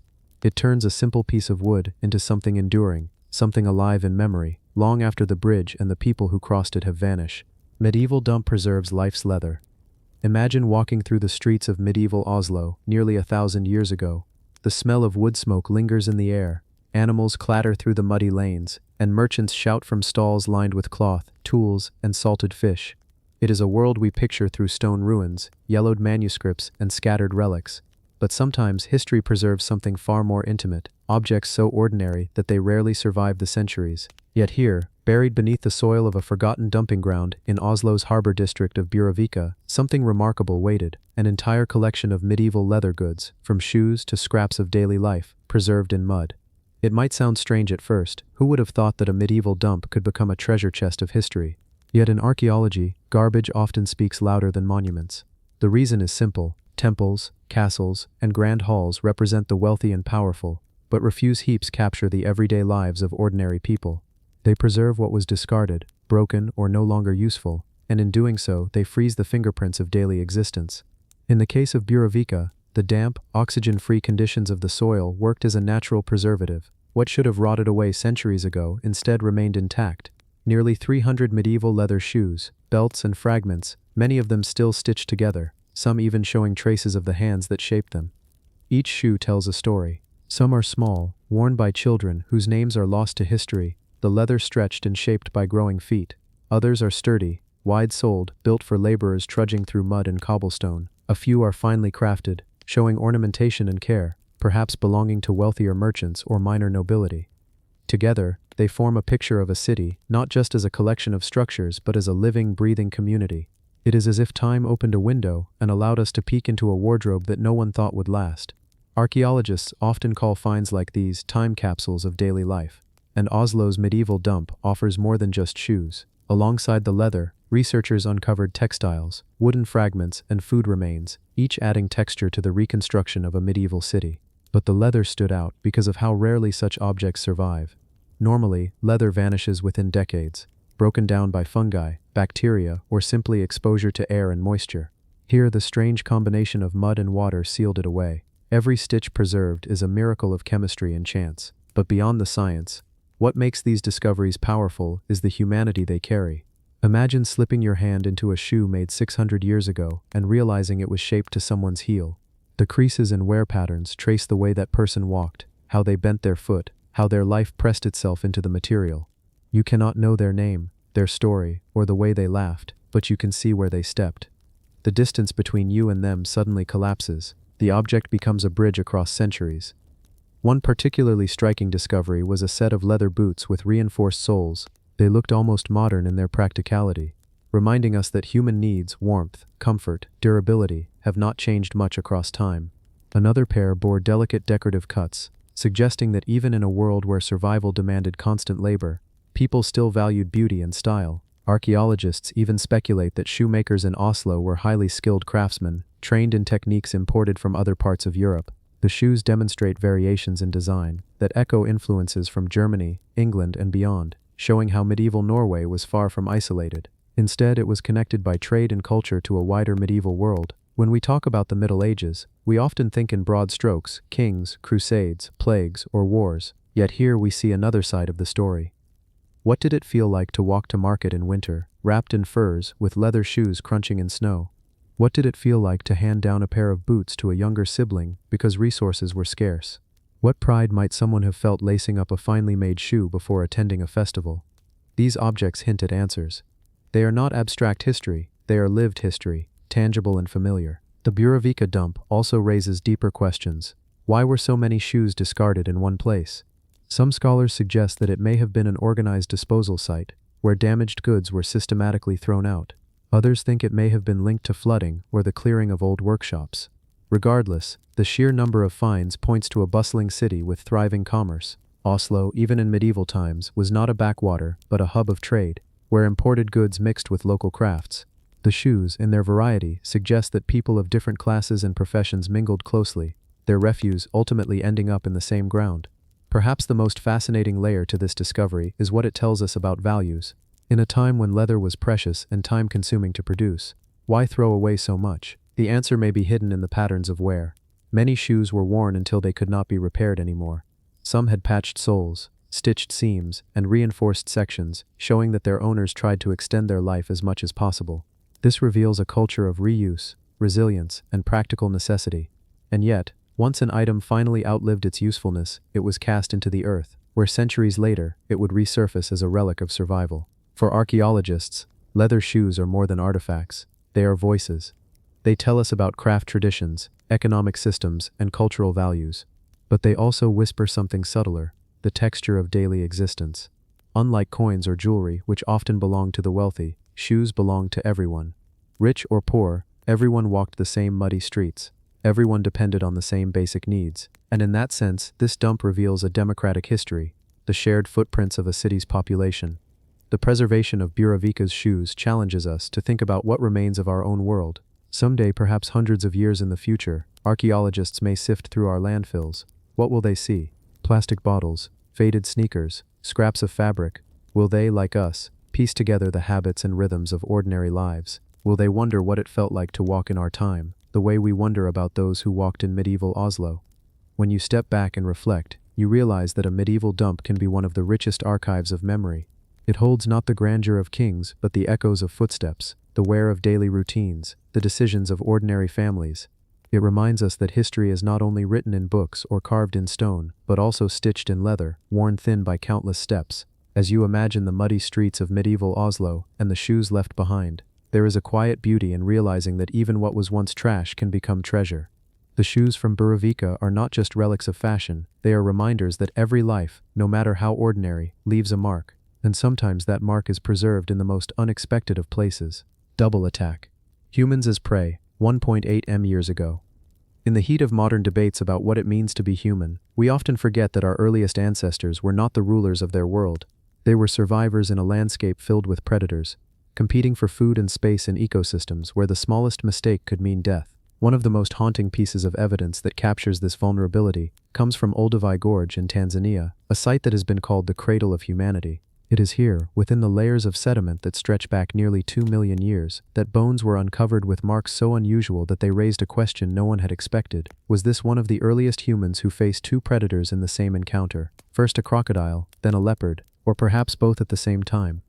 When researchers first examined these fossilized remains, they found grooves and punctures etched into the bone. At a glance, such marks might look ordinary, the type of damage you expect when scavengers come across a body in the wild. But closer inspection revealed a chilling story. Some of the marks matched the crushing power of a crocodile's bite, with conical punctures pressed deep into the bone. Others resembled the slashing claws and sharp teeth of a big cat, most likely a leopard. Two predators, two distinct attack signatures, preserved side by side. And the victim was not an antelope, or a zebra, or even a monkey. It was a hominin, an early ancestor of ours, living 1.8 million years ago.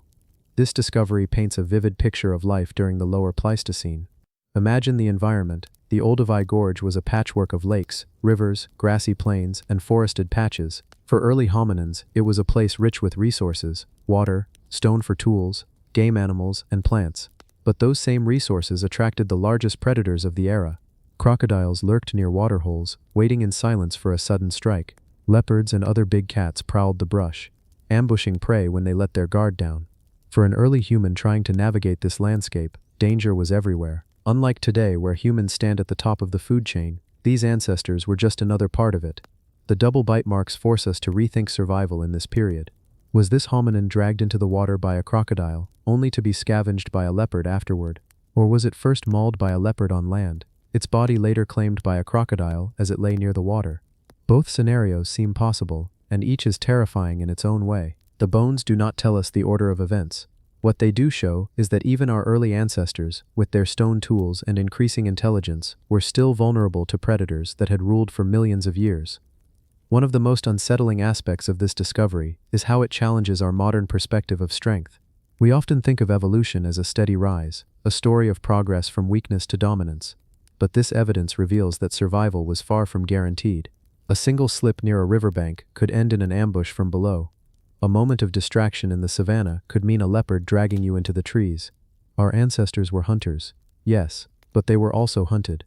Researchers who studied the bones noted that the marks could not be confused with stone tool cuts, which show sharp, straight incisions from deliberate butchery. These were curved punctures, crushing bites, and ragged grooves made by teeth and claws. They revealed not human action, but the raw violence of the natural world. To think that a story this old can still be reconstructed from the surface of a bone is remarkable. Each mark is like a signature, a trace of an event frozen in time. It allows us to imagine, however briefly, the fear and struggle of that ancient moment. The importance of this find also lies in what it tells us about hominin behavior. Why was this individual near crocodile territory in the first place? One possibility is water. In a semi-arid environment, access to lakes and rivers would have been essential. Gathering plants, hunting smaller animals, or even scavenging carcasses would have drawn our ancestors dangerously close to the places where predators waited. Crocodiles may have taken humans as readily as they took antelope. Another possibility is that leopards actively targeted hominins, viewing them as part of their diet, just like any other medium-sized mammal. In fact, fossil evidence from other sites has shown that leopards frequently cached prey in trees, including human ancestors. For modern humans, the idea of being prey feels foreign, but for millions of years, that was the reality. We were small, relatively weak, and far slower than the predators we feared. The only defenses were group living, sharp eyes, and the use of tools. Even then, these defenses did not always succeed. What makes the Olduvai evidence so compelling is that it captures a moment when defenses failed completely. To expand the view even further, this event was not unique. Across Africa, evidence continues to emerge that early humans were under constant threat from predators. At sites in South Africa, for instance, the skulls of early hominins have been found with punctures that perfectly match the fangs of leopards. In other places, hyenas gnawed on human bones just as they did on the bones of antelope. Crocodiles, with their immense bite force and stealth, may have been among the deadliest hunters of all. The Olduvai remains, with their double attack signature, are simply one of the clearest windows into this grim truth. And yet, while terrifying, this vulnerability also shaped us. Living as prey forced our ancestors to become more cautious, more cooperative, and more inventive. It may have driven the development of sharper tools, stronger shelters, and more complex forms of communication. To survive, humans had to think ahead, anticipate danger, and share information within their groups. In a way, the very intelligence we celebrate today may have been sharpened by fear of predators. Picture an evening nearly 2 million years ago. A group of early humans gathers near the water's edge to drink, the air filled with the calls of distant animals. Children cling close to their mothers, while others scan the tall grass for movement. The ground is scattered with stone flakes from tool making. Suddenly, a ripple moves across the surface of the water. A crocodile surges forward, jaws wide. In the chaos, one individual stumbles, dragged into the shallows. The group shouts, throws stones, and waves branches, but the predator disappears below the surface with its prey. Hours later, the body washes to the shore, where the scent draws in a leopard. Silently it approaches, leaving its own marks as it feeds. The body is eventually abandoned, left to fossilize under layers of time. Millions of years later, scientists discover the bones, still bearing the signatures of that violent moment. This reconstruction may or may not be exact, but it is close enough to reality to remind us of the fragile position humans once held. It is humbling to realize that the story of human evolution is not just about invention and dominance, it is also about survival against overwhelming odds. The Olduvai Gorge fossils continue to be studied, with new methods like 3D imaging and microscopic analysis helping to confirm the identity of bite marks. Each new discovery strengthens the case that this was indeed a double attack, a rare but dramatic example of humans caught between predators. And while we may never know the exact sequence of events, what matters is the glimpse it gives us into a world where being human meant living with constant danger. Even today, traces of this past live within us. Our instincts to scan the environment, our fear of sudden movements in water, our startled reflex at shadows, all may echo those ancient encounters. The Olduvai discovery is not just a fossil, it is a reminder of the world we emerged from, a world where 1.8 million years ago, our ancestors learned the hard way that they were not yet masters of the earth, and perhaps that is the deepest lesson of all. Evolution is not a story of steady triumph, but of constant adaptation. Sometimes we were hunters, sometimes we were prey, and every scar, every fossilized bite mark carried us a little closer to becoming who we are today. Second Sphinx theory revisited. The Sphinx is one of those monuments that feels like it shouldn't exist. It rises out of the Giza Plateau like a riddle made of stone, weathered and scarred, but still staring into eternity with its silent face. Every visitor, whether a traveler from the modern day or a priest from thousands of years ago, has probably asked the same question. Why does it look the way it does? Why was it built? And perhaps most intriguingly, could there once have been more than one? The theory of a second Sphinx is not a new one, but it remains one of the most tantalizing ideas in Egyptian archaeology. The Great Sphinx we see today is massive, 73 meters long, 20 meters high, and carved directly out of the limestone bedrock. But the idea that it once had a twin opens the door to a whole new understanding of ancient Egyptian symbolism, astronomy, and ritual. The possibility of dual sphinxes is not far-fetched. Across Egyptian art, duality is everywhere. Gods often appeared in pairs, Isis and Osiris, Horus and Set, Ra and Apep. Temples were designed with symmetry, balancing left and right, east and west, the rising and setting sun. So when you place a single massive guardian before the pyramids of Giza, it feels slightly incomplete. The Egyptians valued harmony, and one alone seems unusual. Some Egyptologists have pointed to evidence suggesting a missing partner to the Sphinx. The current Sphinx faces directly east, toward the rising sun during the equinox. If there had been a second Sphinx, it would logically have faced west, toward the setting sun. The two together would have symbolized the eternal cycle of day and night, birth and death, beginning and end. One of the strongest pieces of evidence for this idea lies not in the sands of Giza, but in ancient texts. Greek writers like Pliny the Elder and later Arab chroniclers sometimes referred to sphinxes in the plural, as if more than one stood guard on the plateau. Were they merely mistaken, or were they reporting something that no longer survives? Archaeological surveys have also found unusual stone foundations and anomalies on the opposite side of the Giza Causeway, directly across from the Great Sphinx. Some researchers believe these could be the remains of another colossal statue, long since destroyed or buried beneath centuries of shifting sand and urban expansion. There is also the matter of symmetry. The Great Sphinx sits slightly off-center in relation to the pyramids and the surrounding temples. If there had been a second guardian on the opposite side, the arrangement would have been perfectly balanced, forming a monumental gateway to the plateau. Without that second figure, the layout feels strangely lopsided. critics argue that no clear archaeological evidence of a second Sphinx has been uncovered. The plateau has been surveyed with modern technology, including ground-penetrating radar, and no obvious remains of a twin have been found. But here we must pause and remember. Giza has been occupied, looted, and rebuilt for more than 4,000 years. Entire temples have vanished. Statues were quarried for their stone and dragged away for new building projects. If a second Sphinx once stood here, it could have been dismantled long ago, leaving only faint traces beneath the sand. The erosion of the Great Sphinx itself complicates things further. Its body is scarred with deep fissures, its face battered by wind and time, and its nose famously missing. Some scholars believe the current Sphinx is far older than the Old Kingdom, possibly dating back to a forgotten pre-dynastic culture. If so, then a second statue could have crumbled away thousands of years before written history began. There's another layer to consider, the celestial alignment. The Sphinx, facing east, greets the sun at dawn. If a twin had existed, facing west, it would have aligned with the setting sun. Together they would embody Ra's eternal journey across the sky, rising in the east, traveling across the heavens, and descending into the underworld at dusk. This duality fits seamlessly into Egyptian religious thought, where balance between opposites defined the cosmic order. Some fringe researchers even connect the idea of a second Sphinx to the mysterious Hall of Records, a legendary underground chamber said to hold the lost knowledge of ancient civilizations. They argue that the missing Sphinx might have marked an entrance to this fabled archive. While no physical evidence supports the claim, it continues to spark curiosity, especially among those who believe the Egyptians inherited knowledge from an earlier forgotten culture. Art provides another clue.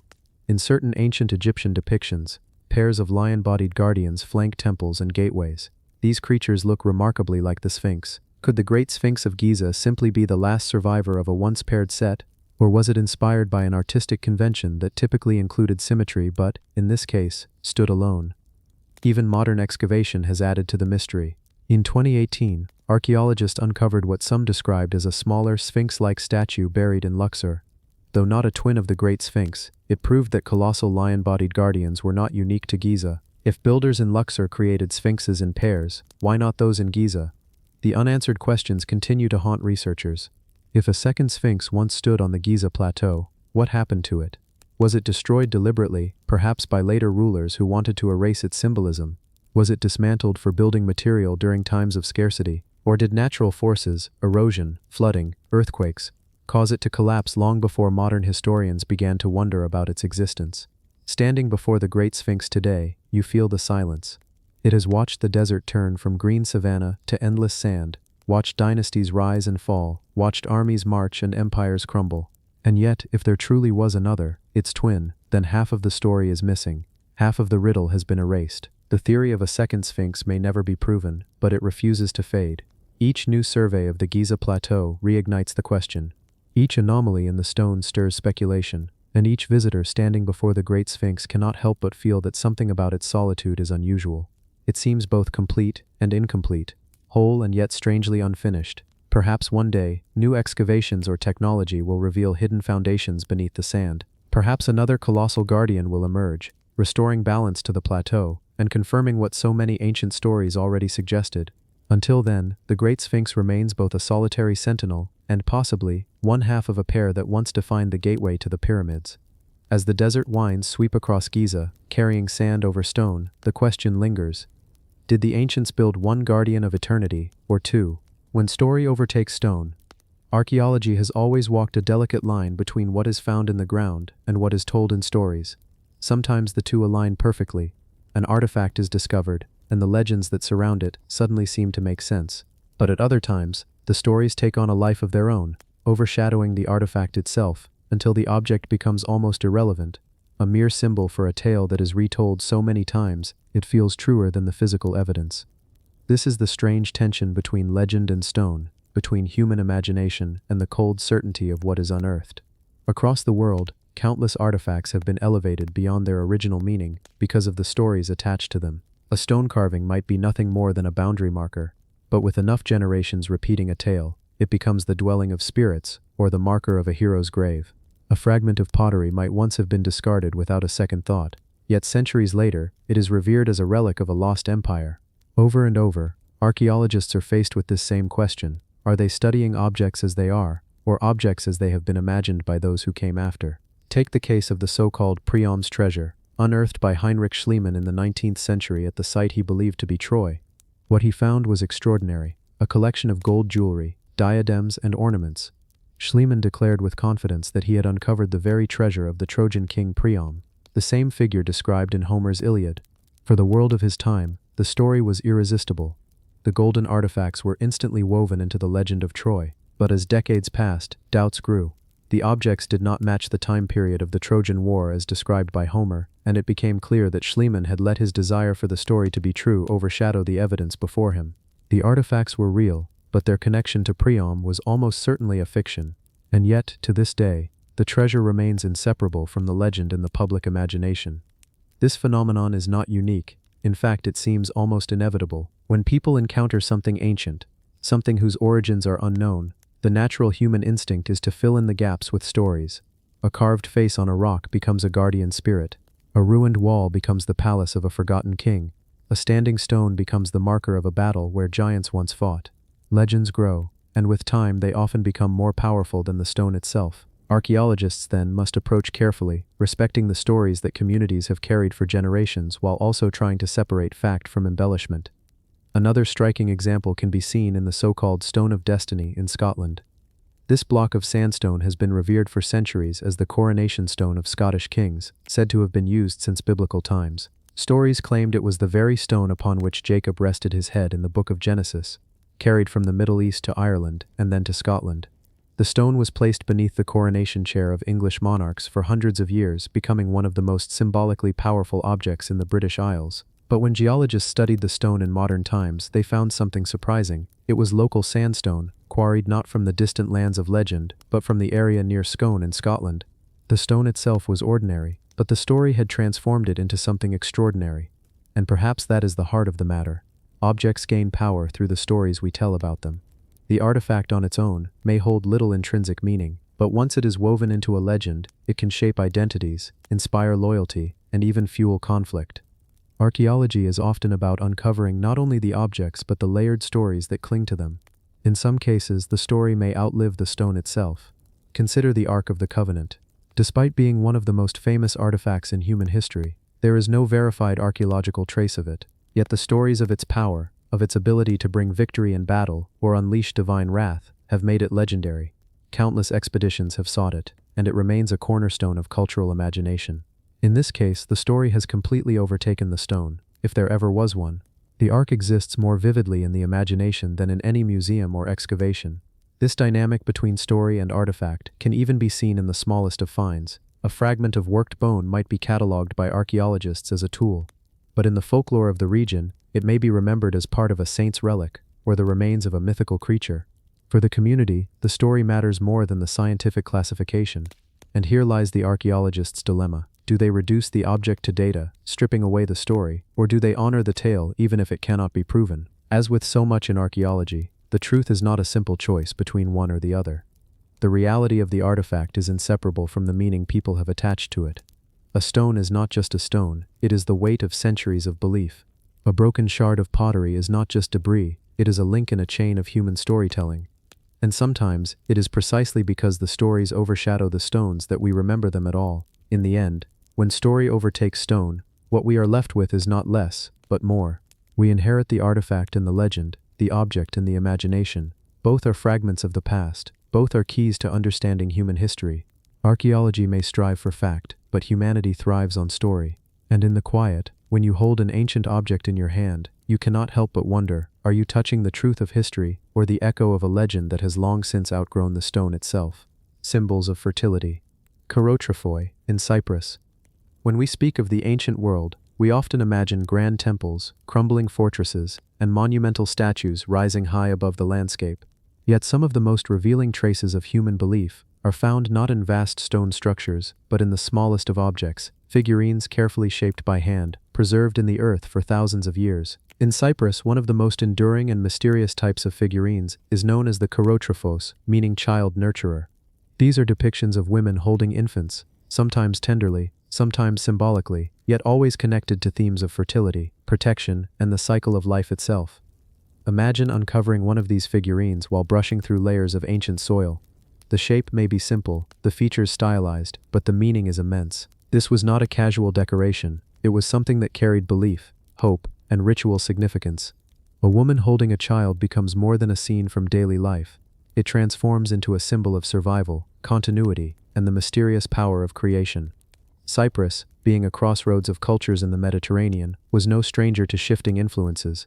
From the Aegean to the Levant, ideas flowed through its ports, and artisans absorbed them, adapted them, and reimagined them. The chirotropoi figurines belong to this long tradition, yet they remain distinctly Cypriot in their form and character. Some are made of terracotta, small enough to be held in one's hand, while others are carved in stone and placed in sanctuaries. Each figurine offers a window into the intimate concerns of a community. Fertility of women, fertility of crops, the protection of infants, and the assurance of continuity in uncertain times. One of the intriguing aspects of these figures is the way they blur the line between the divine and the everyday. Was the chirotrophos meant to represent a goddess, perhaps a local fertility deity, or an aspect of a mother goddess worshipped across the Mediterranean? Or was it more symbolic, a representation of mortal motherhood, elevated into a sacred role? Archaeologists continue to debate this, but what's clear is that these figures carried weight in ritual contexts. They were found in sanctuaries, in households, and even in tombs, suggesting that their role extended across all stages of life, from birth to death. In their presence, we sense the quiet anxieties of the past. Fertility was never guaranteed. Infant mortality was tragically high. Communities depended on harvests that could fail with a single season of drought. For people living in such fragile balance, symbols of nurturing and fertility became anchors of hope. Holding a chirotrophos figurine may have been a way to feel connected to divine protection, to seek blessings for a safe childbirth, or to ask for abundance in the year ahead. The craftsmanship of these figures is equally fascinating. Many chirotrophoi were not designed with lifelike precision, but rather with abstracted, almost timeless qualities. The child may be represented as a small lump in the woman's arms, while the mother's features are reduced to broad shapes. This abstraction could have been intentional, shifting the figure from the specific to the universal. Instead of depicting one woman and one child, the figurine became a symbol of all women, all mothers, all children, and all hopes tied to fertility. There is also the possibility that the chirotrophoi figurines represented priestesses or individuals performing rituals of nurturing. In this sense, they may not only reflect divine motherhood, but also the human caretakers who embodied those roles within the community. The blending of sacred and human is a hallmark of ancient religion, and Cyprus seems to have embraced that ambiguity fully. Interestingly, similar figurines are found across the Mediterranean world. From the nurturing figures of Crete to depictions in the Levant and Egypt, the motif of the mother and child is strikingly widespread. Yet in Cyprus it takes on a particularly intimate form, suggesting a local emphasis on the protective, sustaining role of women within both the household and the spiritual life of the community. Over time, the chirotrophoi seem to have persisted even as other artistic styles shifted. This endurance suggests that the theme of nurturing and fertility was too central to be abandoned. Unlike political systems that rose and fell, unlike fashions that changed with trade and conquest, the symbol of a woman holding a child was universal, permanent, and resonant across generations. When we look at these figurines today, displayed in glass cases in museums, it is easy to underestimate them. They appear small, fragile, even repetitive in their form. But to the people who made them, they were far from trivial. They were lifelines, prayers in clay and stone, material expressions of faith in the unseen forces guiding life. To imagine their power, we need only consider what it would mean to place all hope for the survival of a family, of a village, into the hands of such a figure. Perhaps the most fascinating aspect of the chirotrophoi is how they connect to a universal human theme. Across time and cultures, the image of a mother and child is one of the most enduring motifs. From prehistoric figurines like the Venus of Willendorf to later depictions in Christian art, the act of nurturing has always been central to how societies imagine life, survival, and divine blessing. The Cypriot chirotrophoi are part of this great continuum, a Mediterranean chapter in a much larger human story. Standing before one of these figurines, we might feel a quiet resonance that transcends centuries. We recognize the gesture, the bond between mother and child, and we sense how deeply it mattered in a world where survival was uncertain. For the people of ancient Cyprus, the chirotrophoi were not just objects, but symbols of faith in life itself. And so, as we move through the ruins of Cyprus, through its sanctuaries, tombs, and scattered fragments, we are reminded that sometimes the smallest artifacts tell the biggest stories. They are whispers from the past, carrying the weight of generations who prayed, hoped, and trusted in the enduring power of nurturing. The chirotrophoi remind us that in the ancient world, the story of civilization was not only told through kings and wars, but also through mothers and children, through the simple yet profound act of care. And in that sense, these small figurines may be among the most important symbols left behind. Symbols of life continuing, against all odds, in the heart of the Mediterranean. The desert kites of the Middle East. Have you ever looked down at the desert from above and seen something that should not exist? Something so vast, so carefully built, that you cannot believe ancient people without machines were the ones who designed it. Across the deserts of the Middle East, stretching from Syria and Jordan into parts of Saudi Arabia, Iraq, and beyond, there are strange, enormous stone structures known today as desert kites. They are not small, some stretch for hundreds of meters. From the ground they look like random piles of stone, almost invisible against the desert. But from the air, the truth is revealed. They form huge triangular patterns, long funnel-like lines, leading into a circular or enclosed space. It is as if the desert itself had been carved with massive geometric traps. The first time pilots in the early 20th century spotted them from airplanes, they thought they were looking at the remains of some kind of ancient fortification.